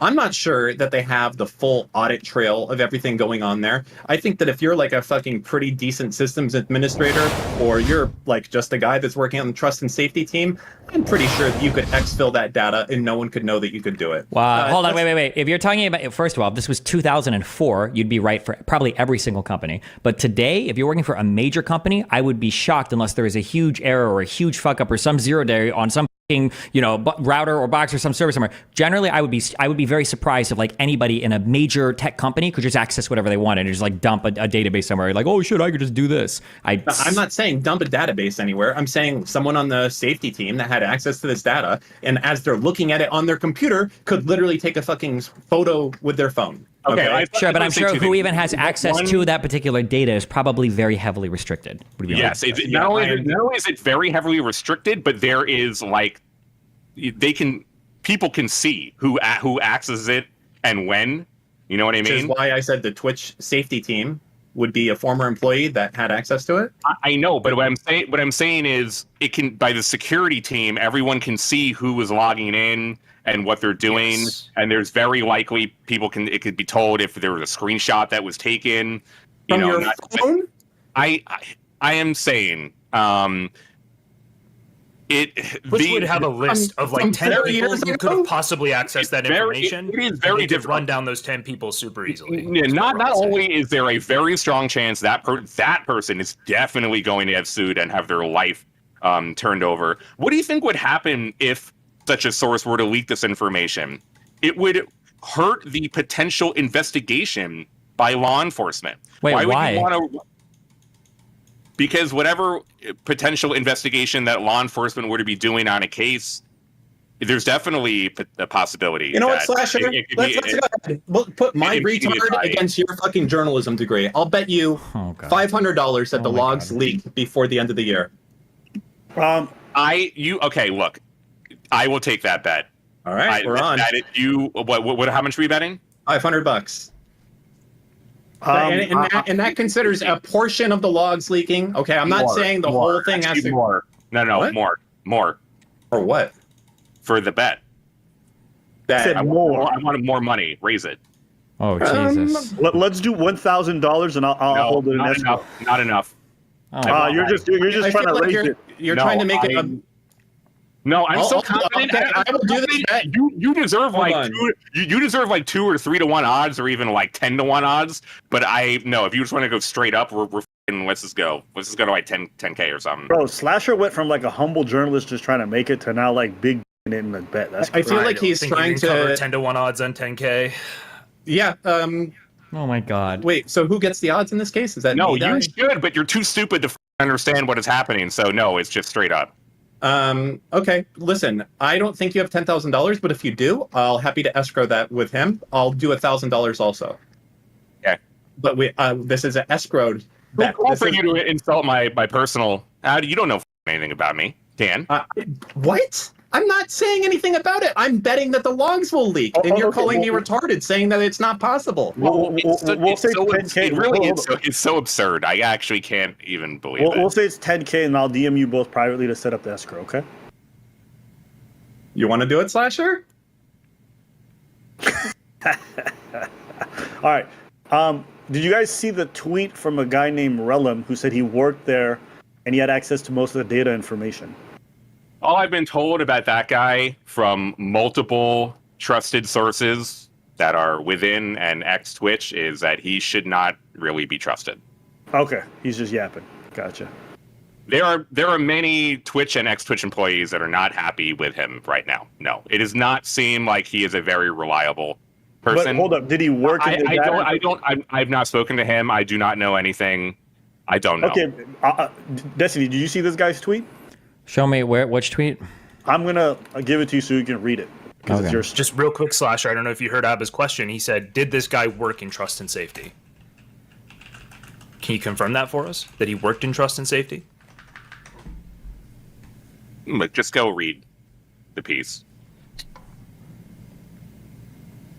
Okay, so you can't confirm or deny that Relum worked in Read- trust and safety? Oh, I don't know anything about Realm. Okay, all right. I honestly, I don't know his Twitch background. Honestly, I've just been told multiple times, do not listen to this guy. Okay, but I think Abba has a point that if he's from trust and safety, if he worked there, then I would probably want to read through stuff with, taking it with a grain of salt. But Yeah, no, I would I actually want to read through some of his statements. I cannot personally say anything about him, though I did just get a funny text about him. I can't say one way or the other than I've just been warned multiple times. without me even having to prompt anything. I've just been messaged. Oh, this is by the guy that I multiple retweeted, and I says he's gonna say something, but doesn't say anything at all. This guy. Oh, I don't- multiple ex and current employees reached out and be like, specifically, this guy, do not listen to. But I don't have any personal reason not to. I can't say anything myself about why you shouldn't or should. Yeah. But I trust these people reaching out. I trust them more than I trust this guy. So I'm leaning that way. Wow. Did we put to bed that fake email that came out? The one to No, it is not some real. commentary guy? It is not real. Yeah. What about That's the fine. trans good. sex worker thing with Doc? Is that real? Cannot confirm. I don't see any reason to think that she made all that up, but I haven't spoken to her. I don't know. I mean, it looked real. There was a recording. And by the way, Slasher, I've realized now, as someone tells me that I autistically speak autistically sometimes, this is not me trying to fight you. I was just trying to come up with any way possible to understand why Doc would do what he's doing. And the only thing that clicks in my mind is he thinks that the release of the logs is imminent and he's trying to get in front of it. That's where that's coming from. Well, no, the Bloomberg report came out. And as much as you want to say that, like, it didn't have additional information and that journalists don't matter and that who fucking cares, that is a real publication with real lawyers who means they really vetted it, and that requires a response. There was no, and not only was it that, but everybody, all Nick and Tim did the video before he made his tweet. There were a lot of people that had already responded to the reporting that I think at that point it was inevitable he had to already say something. He probably was in panic mode. I don't think it was because I think there was 0% of him that thought that, quote unquote, the logs would come out. I think it was just because of what was actually unfolding. Well, I'm trying to think about what data has actually been released here. All that's been released is basically people saying, God damn it, Dan. The main I point. can't even speculate without you going nuts. I just said all that's been released is that Doc was banned for sexting with a minor. Because you sound like, I feel like every person on the internet, and it is very frustrating. It's basically, if you don't trust journalists and you don't give a shit about the reporting, then obviously you're going to have all these questions and they're always going to remain unanswered, and you're always going to be annoyed that you don't have this piece of info, and you think this is kind of weird and odd. And I agree, there are certain contexts to this case that can be questioned. But if you trust journalists and their reporting I do. and their sourcing, then at this point, the whole thing is relatively clear. It's not that you have most of the facts from it, and it's relatively easy, I think, to put together, in my opinion. It's only based on if you trust certain reporting. I have no idea. Did you not hear what I'm saying? I said, wow, I do trust journalists. Okay, first of all, I'm just trying to understand why the doc went full retard. Okay, because the journalists that I do trust, okay, like yourself, that wrote this story, but all they've said is that he was banned for texting with a minor. That's it. That's I feel like the doc could have said 1,000 things that would have been better to say than what he said. He said the worst thing ever. There has to be a reason that he's like, of all the things I could say. I think he just went to panic mode. I mean, I don't have any insight. I don't think it was because he was afraid of more. I think what I'm trying to tell you is you're undervaluing how much the impact the Bloomberg article report had. I'm telling you that he definitely just knows the document is out there. He's worried about the trust and safety report coming out. That's what he's worried about. That will characterize the messages. I think the Bloomberg report from a 1 to 10 has got to be like a 9.5 on the I am fucked, and that is what made him panic. Again, no, but I really don't think it is a looking forward more. I mean, look, I cannot say that there's not more. I cannot say that there's not more about maybe other cases or other potential situations, and that there might be even more to this specific case. So that is possible. But I really think it was an instinctive reaction to the Bloomberg report, and then people reacting to the Bloomberg report. Personally, when was the Bloomberg report compared to Doc's tweets? The Bloomberg report is what started everything. It was that morning that kicked off. That morning. So it was the morning, and then around noon, Doc tweeted his final big write-up tweet. The full retardation one, right? Okay. Yes, the Bloomberg report preceded the eventual. I could imagine being the Doc, and you're getting a call from Bloomberg being like, "Hi, I'm a journalist at Bloomberg, and I'm writing a story about how you were texting minors, and we have sources on record now, and I just wanted to get your comment." I could imagine him being like, "Fuck, they have a paper trail, they have actual evidence." They're going to release a lot of shit. I have to get ahead of this. That's what I would be thinking. That's why I went back to the think. I think the Doc was fearful that something was going to get leaked, the logs or an internal report or something saying like, yeah, so Doc was here talking with a 13-year-old, said multiple times, I love that 13-year-old butthole or whatever it is. And that's what he was afraid of. Because up until then, and even with the article, it's just like, not that, I can't believe that's what you think would happen, or even you think that he think that is what. I don't know. Well, I think Doc is more like me. In the retardation part. Sorry. Apparently. Got to be careful with that one. Whoops. Sorry, I walked away. Dan's 100% correct. There's no reason the Doc would come out and say, "Yeah, I was inappropriate with a minor," unless he knew something was coming out. Yeah, knew for a fact. Hey, 10 people have this document. He's trying to get ahead of it. That's it. That's the only way you do this. Sure. It's the only way if you're trying to get ahead of it. Bloomberg had to give him 12 to 24 hours to make a comment. So he knew he was given contact beforehand asking for comment. I'll also say that he had the same thing from me. I filed, my report came out on Thursday afternoon. He was asked for comment on Wednesday afternoon. I never heard back. There was no response for comment, but there was indication to him that there will be